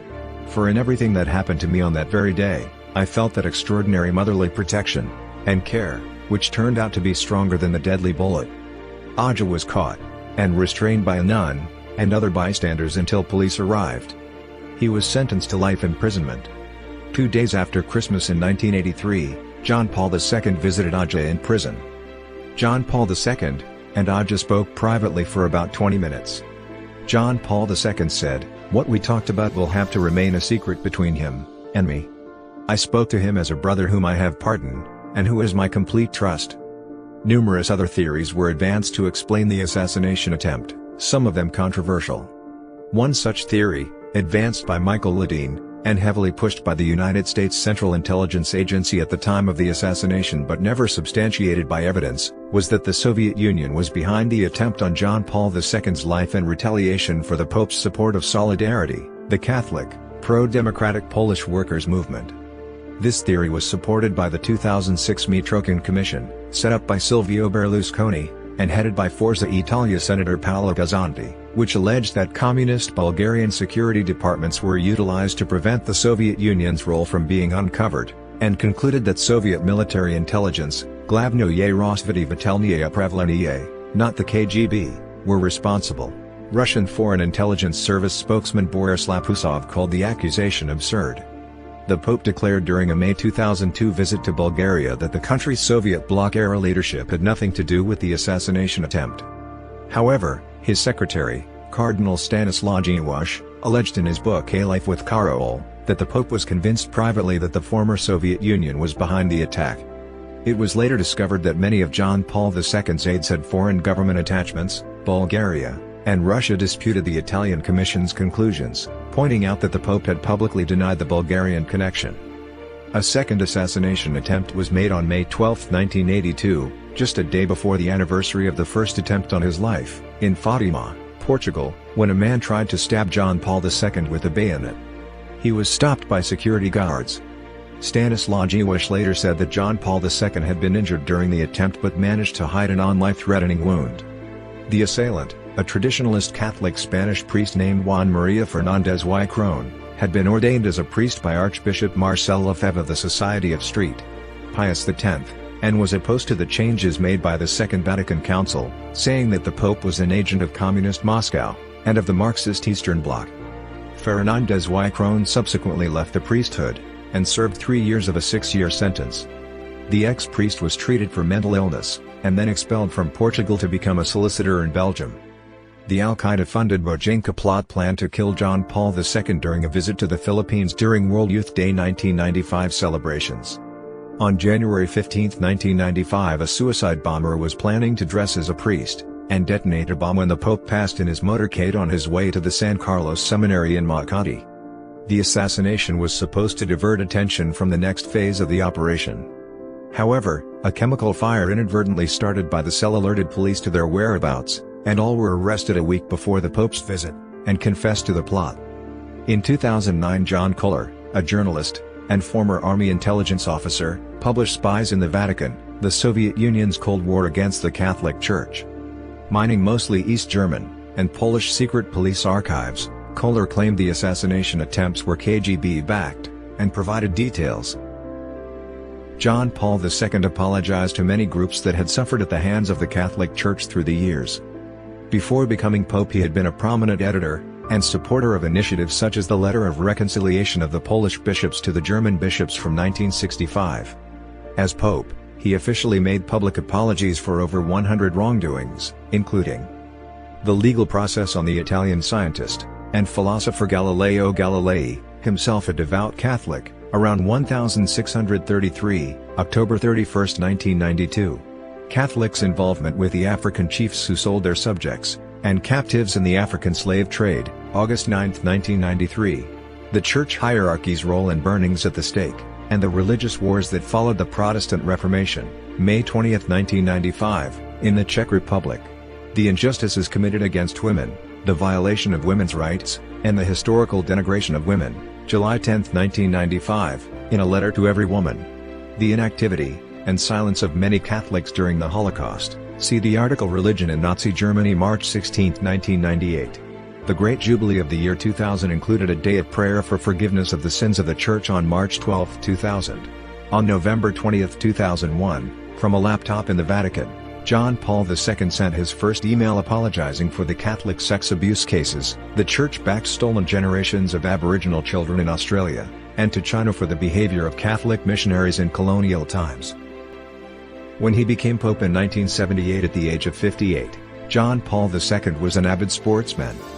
He was extremely healthy and active, jogging in the Vatican gardens, weight training, swimming, and hiking in the mountains. He was fond of football. The media contrasted the new Pope's athleticism and trim figure to the poor health of John Paul I and Paul VI, the portliness of John XXIII, and the constant claims of ailments of Pius XII. The only modern pope with a fitness regimen had been Pope Pius XI, 1922–1939, who was an avid mountaineer. An Irish Independent article in the 1980s labeled John Paul II the Keep Fit Pope. However, after over 26 years as Pope, 2 assassination attempts, one of which injured him severely, and a number of cancer scares, John Paul's physical health declined. In 2001 he was diagnosed as suffering from Parkinson's disease. International observers had suspected this for some time, but it was only publicly acknowledged by the Vatican in 2003. Despite difficulty speaking more than a few sentences at a time, trouble hearing, and severe osteoarthrosis, he continued to tour the world although rarely walking in public. John Paul II was hospitalized with breathing problems caused by a bout of influenza on February 1, 2005. He left the hospital on 10 February, but was subsequently hospitalized again with breathing problems 2 weeks later, and underwent a tracheotomy. On March 31, 2005, following a urinary tract infection, he developed septic shock, a form of infection with a high fever and low blood pressure, but was not hospitalized. Instead, he was monitored by a team of consultants at his private residence. This was taken as an indication by the Pope, and those close to him, that he was nearing death. It would have been in accordance with his wishes to die in the Vatican. Later that day, Vatican sources announced that John Paul II had been given the anointing of the sick by his friend and secretary Stanislaw Wojtyła. The day before his death, one of his closest personal friends, Anna Teresa Tymieniecka, visited him at his bedside. During the final days of the Pope's life, the lights were kept burning through the night where he lay in the papal apartment on the top floor of the Apostolic Palace. Tens of thousands of people assembled, and held vigil in St. Peter's Square, and the surrounding streets for 2 days. Upon hearing of this, the dying Pope was said to have stated, "I have searched for you, and now you have come to me, and I thank you." On Saturday, April 2, 2005, at approximately 15:30 CEST, John Paul II spoke his final words in Polish, "Pozwól mi odejść do domu ojca," allow me to depart to the house of the Father, to his aides, and fell into a coma about 4 hours later. The Mass of the Vigil of the second Sunday of Easter commemorating the canonization of Maria Faustina on April 30, 2000, had just been celebrated at his bedside, presided over by Stanislaw Wojtyła, and 2 Polish associates. Present at the bedside was a Cardinal Lubomir Husar from Ukraine, who served as a priest with John Paul in Poland, along with Polish nuns of the Congregation of the Sisters, Servants of the Most Sacred Heart of Jesus, who ran the papal household. John Paul II died in his private apartment at 2137 CEST, 1937 UTC, of heart failure from profound hypotension, and complete circulatory collapse from septic shock, 46 days before his 85th birthday. His death was verified when an electrocardiogram that ran for 20 minutes showed a flat line. He had no close family by the time of his death. His feelings are reflected in his words written in 2000 at the end of his last will and testament. Stanislaw Wojtyła later said he had not burned the pontiff's personal notes despite the request being part of the will. The death of the pontiff set in motion rituals and traditions dating back to medieval times. The rite of visitation took place from April 4, 2005 to April 7, 2005 at St. Peter's Basilica. John Paul II's testament, published on April 7, 2005, revealed that the pontiff contemplated being buried in his native Poland but left the final decision to the College of Cardinals, which in passing, preferred burial beneath St. Peter's Basilica, honoring the pontiff's request to be placed in Berith. The Requiem Mass held on April 8, 2005 was said to have set world records both for attendance and number of heads of state present at a funeral. See List of dignitaries. It was the single largest gathering of heads of state up to that time, surpassing the funerals of Winston Churchill, 1965, and Josip Broz Tito, 1980.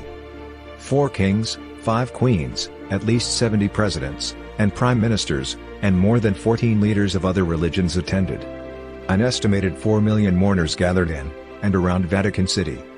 Between 250,000 and 300,000 watched the event from within the Vatican's walls.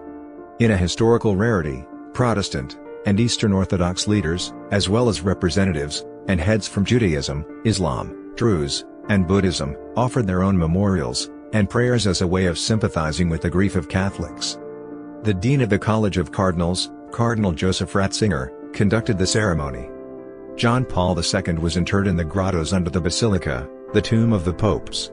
He was lowered into a tomb created in the same alcove previously occupied by the remains of John XXIII.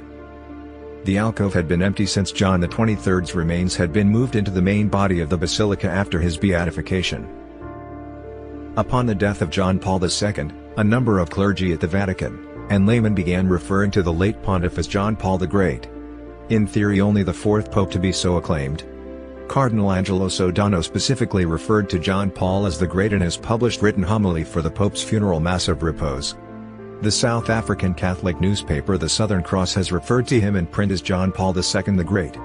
Some Catholic educational institutions in the U.S. have additionally changed their names to incorporate the Great, including John Paul the Great Catholic University, and schools called some variant of John Paul the Great High School.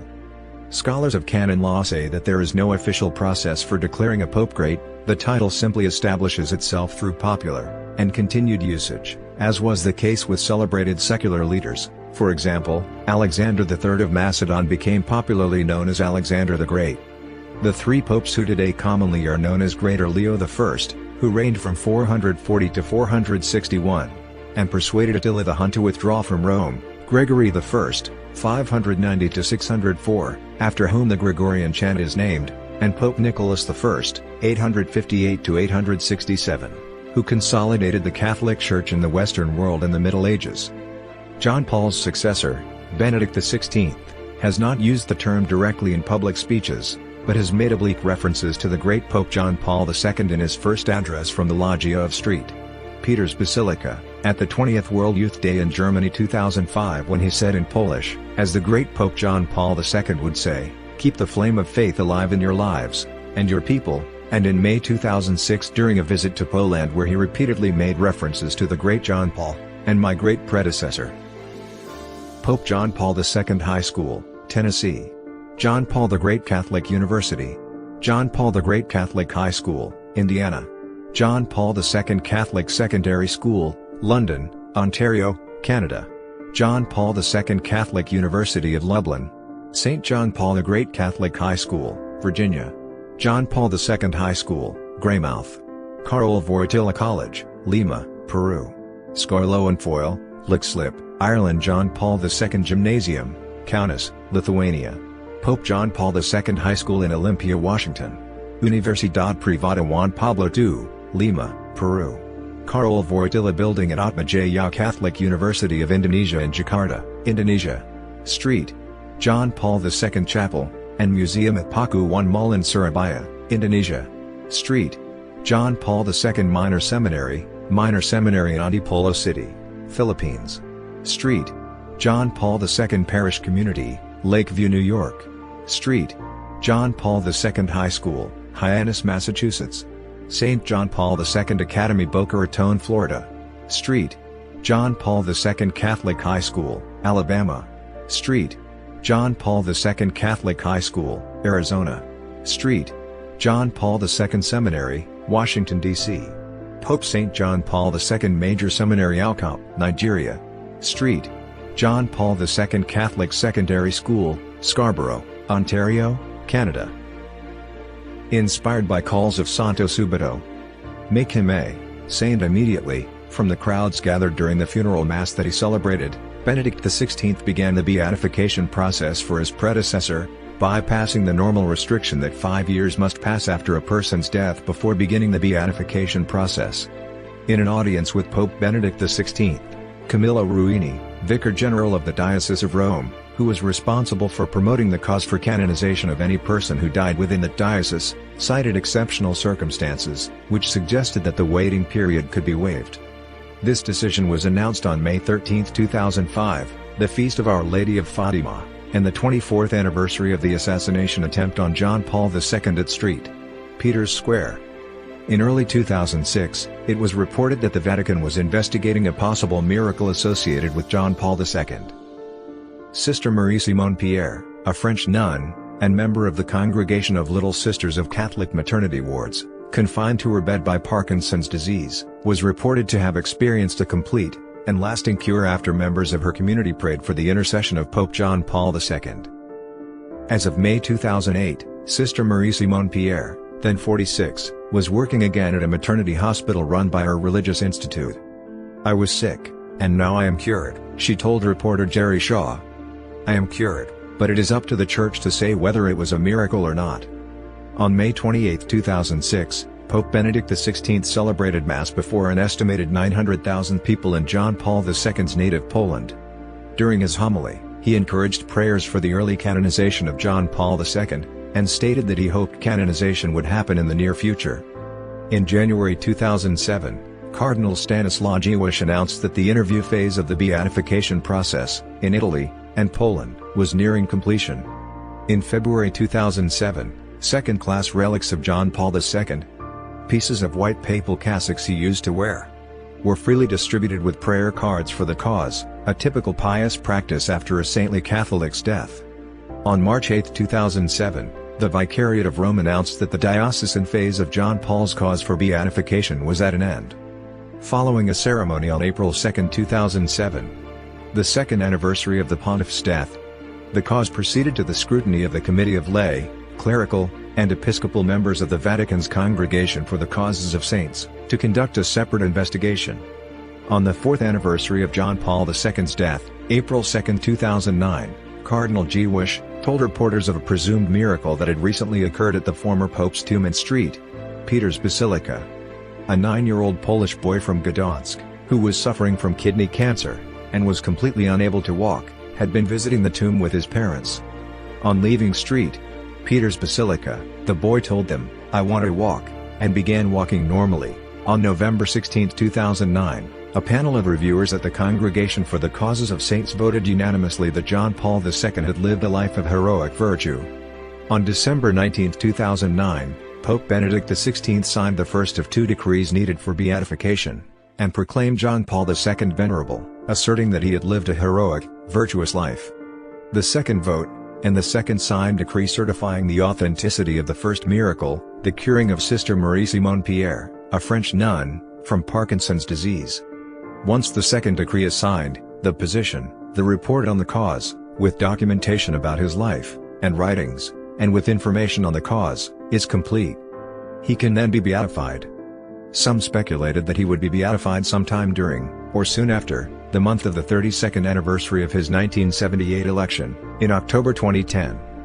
As Monsignor Oder said, this course would have been possible if the second decree were signed in time by Benedict XVI, stating that a posthumous miracle directly attributable to his intercession had occurred, completing the position.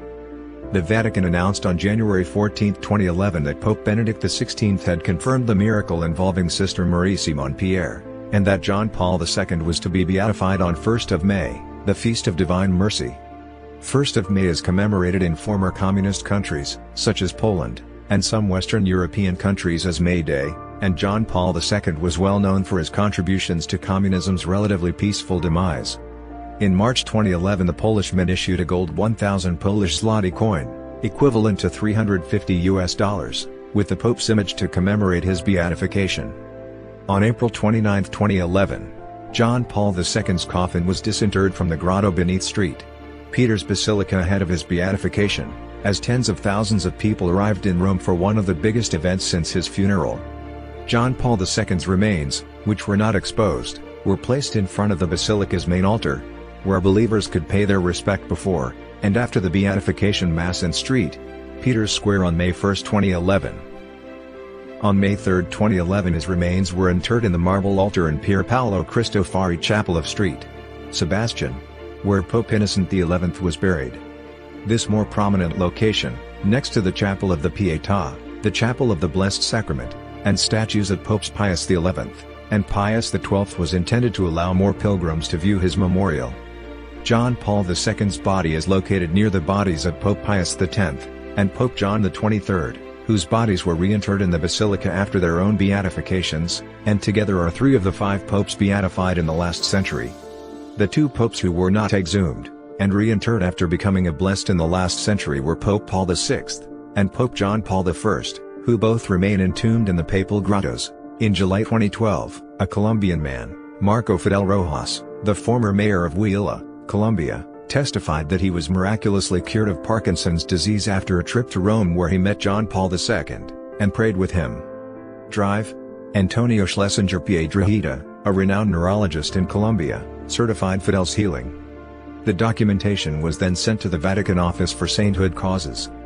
In September 2020, Poland unveiled a sculpture of him in Warsaw, designed by Jerzy Kalina, and installed outside the National Museum, holding up a meteorite. In the same month, a relic containing his blood was stolen from the Spoleto Cathedral in Italy. To be eligible for canonization, being declared a saint, by the Catholic Church, 2 miracles must be attributed to a candidate. The first miracle attributed to John Paul was the above-mentioned healing of a man's Parkinson's disease, which was recognized during the beatification process. According to an article on the Catholic News Service, CNS, dated April 23, 2013, a Vatican Commission of Doctors concluded that a healing had no natural, medical, explanation, which is the first requirement for a claimed miracle to be officially documented. The second miracle was deemed to have taken place shortly after the late Pope's beatification on May 1, 2011. It was reported to be the healing of Costa Rican woman Florbeth Mora of an otherwise terminal brain aneurysm. A Vatican panel of expert theologians examined the evidence, determined that it was directly attributable to the intercession of John Paul II, and recognized it as miraculous.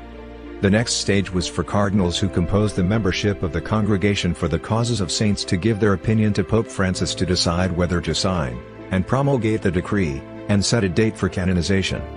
On July 4, 2013, Pope Francis confirmed his approval of John Paul II's canonization, formally recognizing the second miracle attributed to his intercession. He was canonized together with John XXIII. The date of the canonization was on April 27, 2014. Divine Mercy Sunday. The canonization Mass for Pope John Paul II, and Pope John XXIII, was celebrated by Pope Francis, with Pope Emeritus Benedict XVI, on April 27, 2014 in St. Peter's Square at the Vatican. John Paul II had died on Vigil of Divine Mercy Sunday in 2005. About 150 cardinals, and 700 bishops concelebrated the Mass, and at least 500,000 people attended the Mass, with an estimated 300,000 others watching from video screens placed around Rome. The new saints' remains, considered to be holy relics, were exhumed from their place in the Basilica's grotto, and a new tomb was established at the altar of St. Sebastian. On October 10, 2019, the Archdiocese of Krakow, and the Polish Bishops' Conference approved nihil obstat the opening of the beatification cause of the parents of its patron Saint John Paul II, Cardinal Wojtyła Sr., and Emilia Kaczorowska. It gained approval from the Holy See to open the diocesan phase of the cause on May 7, 2020. John Paul II was widely criticized for a variety of his views. He was a target of criticism from progressives for his opposition to the ordination of women, and use of contraception, and from traditional Catholics for his support for the Second Vatican Council, and its reform of the liturgy. John Paul II's response to child sexual abuse within the Catholic Church has also come under heavy censure. John Paul II was criticized by representatives of the victims of clergy sexual abuse for failing to respond quickly enough to the Catholic sex abuse crisis. In his response, he stated that there is no place in the priesthood and religious life for those who would harm the young. The Catholic Church instituted reforms to prevent future abuse by requiring background checks for church employees, and, because a significant majority of victims were boys, disallowing ordination of men with deep-seated homosexual tendencies. They now require dioceses faced with an allegation to alert the authorities, conduct an investigation, and remove the accused from duty. In 2008, the Church asserted that the scandal was a very serious problem, and estimated that it was probably caused by no more than 1%, or 5,000, of the over 500,000 Catholic priests worldwide. In April 2002, John Paul II, despite being frail from Parkinson's disease, summoned all the American cardinals to the Vatican to discuss possible solutions to the issue of sexual abuse in the American Church. He asked them to diligently investigate accusations. John Paul II suggested that American bishops be more open and transparent in dealing with such scandals, and emphasize the role of seminary training to prevent sexual deviance among future priests. In what the New York Times called unusually direct language, John Paul condemned the arrogance of priests that led to the scandals. Priests, and candidates for the priesthood often live at a level both materially and educationally superior to that of their families, and the members of their own age group. It is therefore very easy for them to succumb to the temptation of thinking of themselves as better than others. When this happens, The ideal of priestly service and self-giving dedication can fade, leaving the priest dissatisfied and disheartened. The Pope read a statement intended for the American cardinals, calling the sex abuse an appalling sin, and said the priesthood had no room for such men. In 2002, Archbishop Julius Peetz, the Catholic Archbishop of Poznan, was accused of molesting seminarians. John Paul II accepted his resignation, and placed sanctions on him, prohibiting Peetz from exercising his ministry as bishop. It was reported that these restrictions were lifted, though Vatican spokesperson Federico Lombardi strenuously denied this, saying his rehabilitation was without foundation. In 2003, John Paul II reiterated that there is no place in the priesthood and religious life for those who would harm the young. In April 2003, a three-day conference was held, titled Abuse of Children and Young People by Catholic Priests and Religious, where 8 non-Catholic psychiatric experts were invited to speak to near all Vatican dicasteries representatives. The panel of experts overwhelmingly opposed implementation of policies of zero tolerance such as was proposed by the U.S. Conference of Catholic Bishops. One expert called such policies a case of overkill since they do not permit flexibility to allow for differences among individual cases. In 2004, John Paul II recalled Bernard Francis Law to be Archpriest of the Papal Basilica of St. Mary Major in Rome. Law had previously resigned as Archbishop of Boston in 2002 in response to the Catholic Church sexual abuse cases after church documents were revealed that suggested he had covered up sexual abuse committed by priests in his archdiocese. Law resigned from this position in November 2011. John Paul II was a firm supporter of the Legion of Christ, and in 1998 discontinued investigations into sexual misconduct by its leader Martial Maciel, who in 2005 resigned his leadership, and was later requested by the Vatican to withdraw from his ministry. However, Maciel's trial began in 2004 during the pontificate of John Paul II, but the Pope died before it ended, and the conclusions were known. In an interview with L'Osservatore Romano, Pope Francis said, "I'm grateful to Pope Benedict, who dared to say this publicly." When more facts began to come to light after Degollato's death in 2008, Pope Benedict XVI in 2010 launched another investigation, and on May 1, 2010 announced a declaration about the crimes of the founder of the Legionaries, and to Pope John Paul II, who dared to give the green light to the Legionaries case. On November 10, 2020, the Vatican published a report which found that John Paul II learned of allegations of sexual impropriety against former Cardinal Theodore McCarrick, who at the time was serving as Archbishop of Newark, through a 1999 letter from Cardinal John O'Connor warning him that appointing McCarrick to be Archbishop of Washington, D.C., a position which had recently been opened, would be a mistake. John Paul II ordered an investigation, which stalled when 3 of the 4 bishops tasked with investigating claims allegedly brought back inaccurate or incomplete information. John Paul II planned on not giving McCarrick the appointment anyway, but relented, and gave him the appointment after McCarrick wrote a letter of denial. He created McCarrick a cardinal in 2001. McCarrick would eventually be laicized after allegations surfaced that he abused minors. George Weigel, a biographer of John Paul II, defended the Pope's actions as follows: "Theodore McCarrick fooled a lot of people.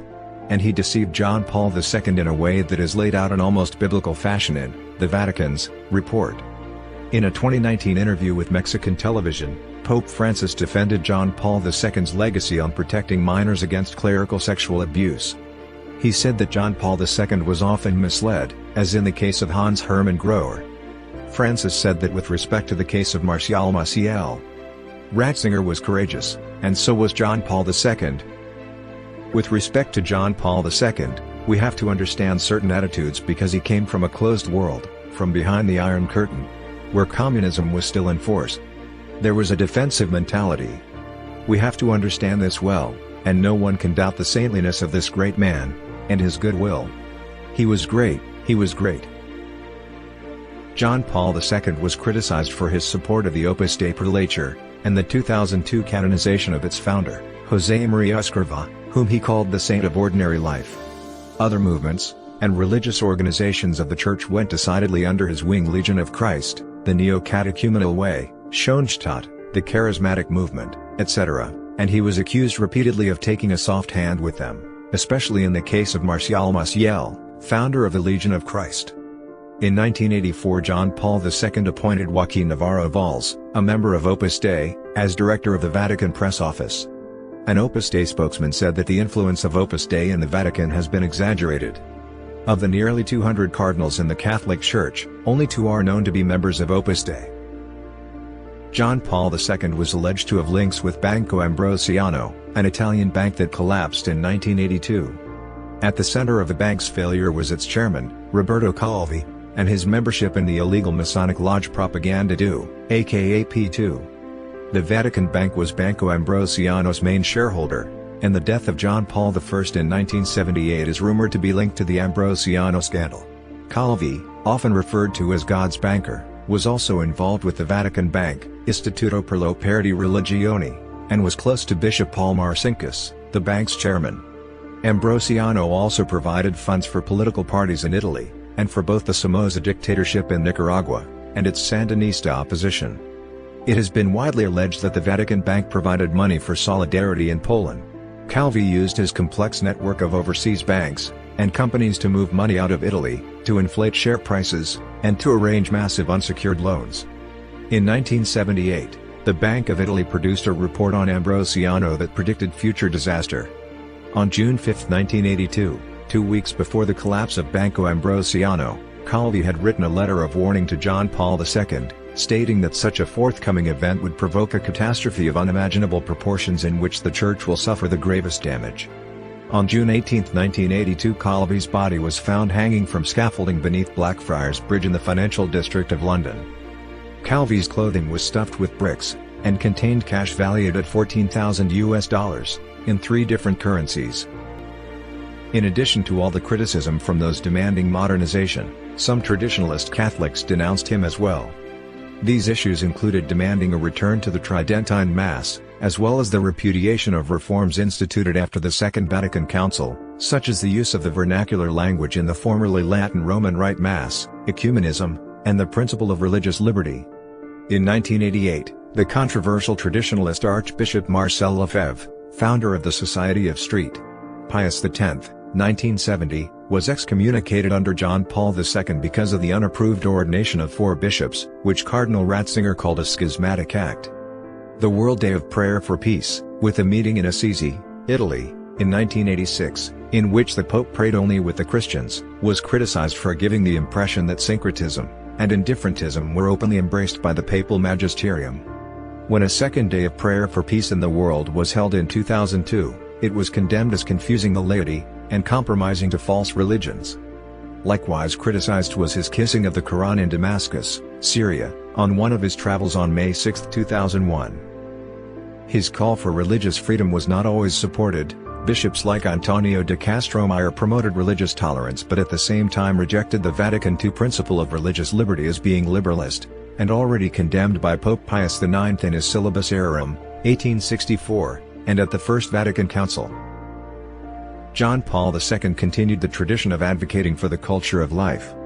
In solidarity with Pope Paul VI's Humanae Vitae, he rejected artificial birth control, even in the use of condoms to prevent the spread of AIDS.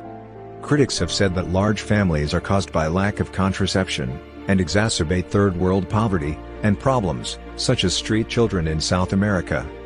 John Paul II argued that the proper way to prevent the spread of AIDS was not condoms but rather correct practice of sexuality, which presupposes chastity and fidelity. The focus of John Paul II's point is that the need for artificial birth control is itself artificial, and that principle of respecting the sacredness of life ought not be read asunder in order to achieve the good of preventing AIDS. There was strong criticism of the Pope for the controversy surrounding the alleged use of charitable social programs as a means of converting people in the Third World to Catholicism. The Pope created an uproar in the India subcontinent when he suggested that a great harvest of faith would be witnessed on the subcontinent in the Third Christian millennium. John Paul II visited General Augusto Pinochet, Chile's military ruler. According to the United Press International, Pope John Paul II preached the need for peaceful change and greater participation up and down Chile, but stayed away from direct confrontation with General Augusto Pinochet's military regime, disappointing Pinochet's opponents who had hoped the Pope would publicly condemn the regime and bless their campaign for a return to democracy. John Paul II endorsed Cardinal Pio Laghi, who critics say supported the dirty war in Argentina, and was on friendly terms with the Argentine generals of the military dictatorship, playing regular tennis matches with the Navy's representative in the junta, Admiral Emilio Eduardo Massera. In 1988, when John Paul II was delivering a speech to the European Parliament, Ian Paisley, the leader of the Democratic Unionist Party, and moderator of the General Assembly of the Free Presbyterian Church of Ulster, shouted, "I denounce you as the Antichrist." He held up a red banner reading Pope John Paul II Antichrist. Otto von Habsburg, the last Crown Prince of Austria-Hungary, and member of the European Parliament, MEP, for Germany, snatched Paisley's banner, tore it up, and along with other MEPs helped eject him from the chamber. The Pope continued with his address after Paisley had been ejected. A number of quotes about the apparitions of Medjugorje, in Bosnia and Herzegovina, have been attributed to John Paul II. In 1998, when a certain German gathered various statements that were supposedly made by the Pope and Cardinal Ratzinger, and then forwarded them to the Vatican in the form of a memorandum, Ratzinger responded in writing on July 22, 1998, "The only thing I can say regarding statements on Medjugorje ascribed to the Holy Father, and myself is that they are, Friar Funden, complete invention." Similar claims were also rebuked by the Vatican Secretariat of State. Some Catholic theologians disagreed with the call for the beatification of John Paul II. 11 dissident theologians, including Jesuit professor José Maria Castillo, and Italian theologian Giovanni Franzoni, said that his stance against contraception, and the ordination of women as well as the church scandals during his pontificate presented facts which according to their consciences and convictions should be an obstacle to beatification. Some traditionalist Catholics opposed his beatification and canonization for his views on liturgy, and participation in prayer with enemies of the Church, heretics, and non-Christians. After the 2020 report about the handling of the sexual misconduct complaints against Theodore McCarrick, some called for John Paul II's sainthood to be revoked. Wojtyła was a Cracovia football team supporter, and the club retired number 1 in his honor. Having played the game himself as a goalkeeper, John Paul II was a fan of English football team Liverpool, where his compatriot Jerzy Dudek played in the same position. In 1973, while still the Archbishop of Krakow, Wojtyła befriended a Polish-born, later American philosopher, Anna Teresa Tymieniecka. The 32-year friendship, and occasional academic collaboration, lasted until his death. She served as his host when he visited New England in 1976, and photos show them together on skiing and camping trips. Letters that he wrote to her were part of a collection of documents sold by Tymieniecka's estate in 2008 to the National Library of Poland. According to the BBC, the library had initially kept the letters from public view, partly because of John Paul's path to sainthood, but a library official announced in February 2016 the letters would be made public. In February 2016, the BBC documentary program Panorama reported that John Paul II had apparently had a close relationship with the Polish-born philosopher. The pair exchanged personal letters over 30 years, and Storden believes that Tymieniecka had confessed her love for Wojtyła. The Vatican described the documentary as more smoke than mirrors, and Tymieniecka denied being involved with John Paul II. Writers Carl Bernstein, the veteran investigative journalist of the Watergate scandal, and Vatican expert Marco Politi, were the first journalists to talk to Anna Teresa Tymieniecka in the 1990s about her importance in John Paul's life. They interviewed her, and dedicated 20 pages to her in their 1996 book His Holiness. Bernstein and Politi even asked her if she had ever developed any romantic relationship with John Paul II, however one-sided it might have been. She responded, "No, I never fell in love with the cardinal. How could I fall in love with a middle-aged clergyman? Besides, I'm a married woman."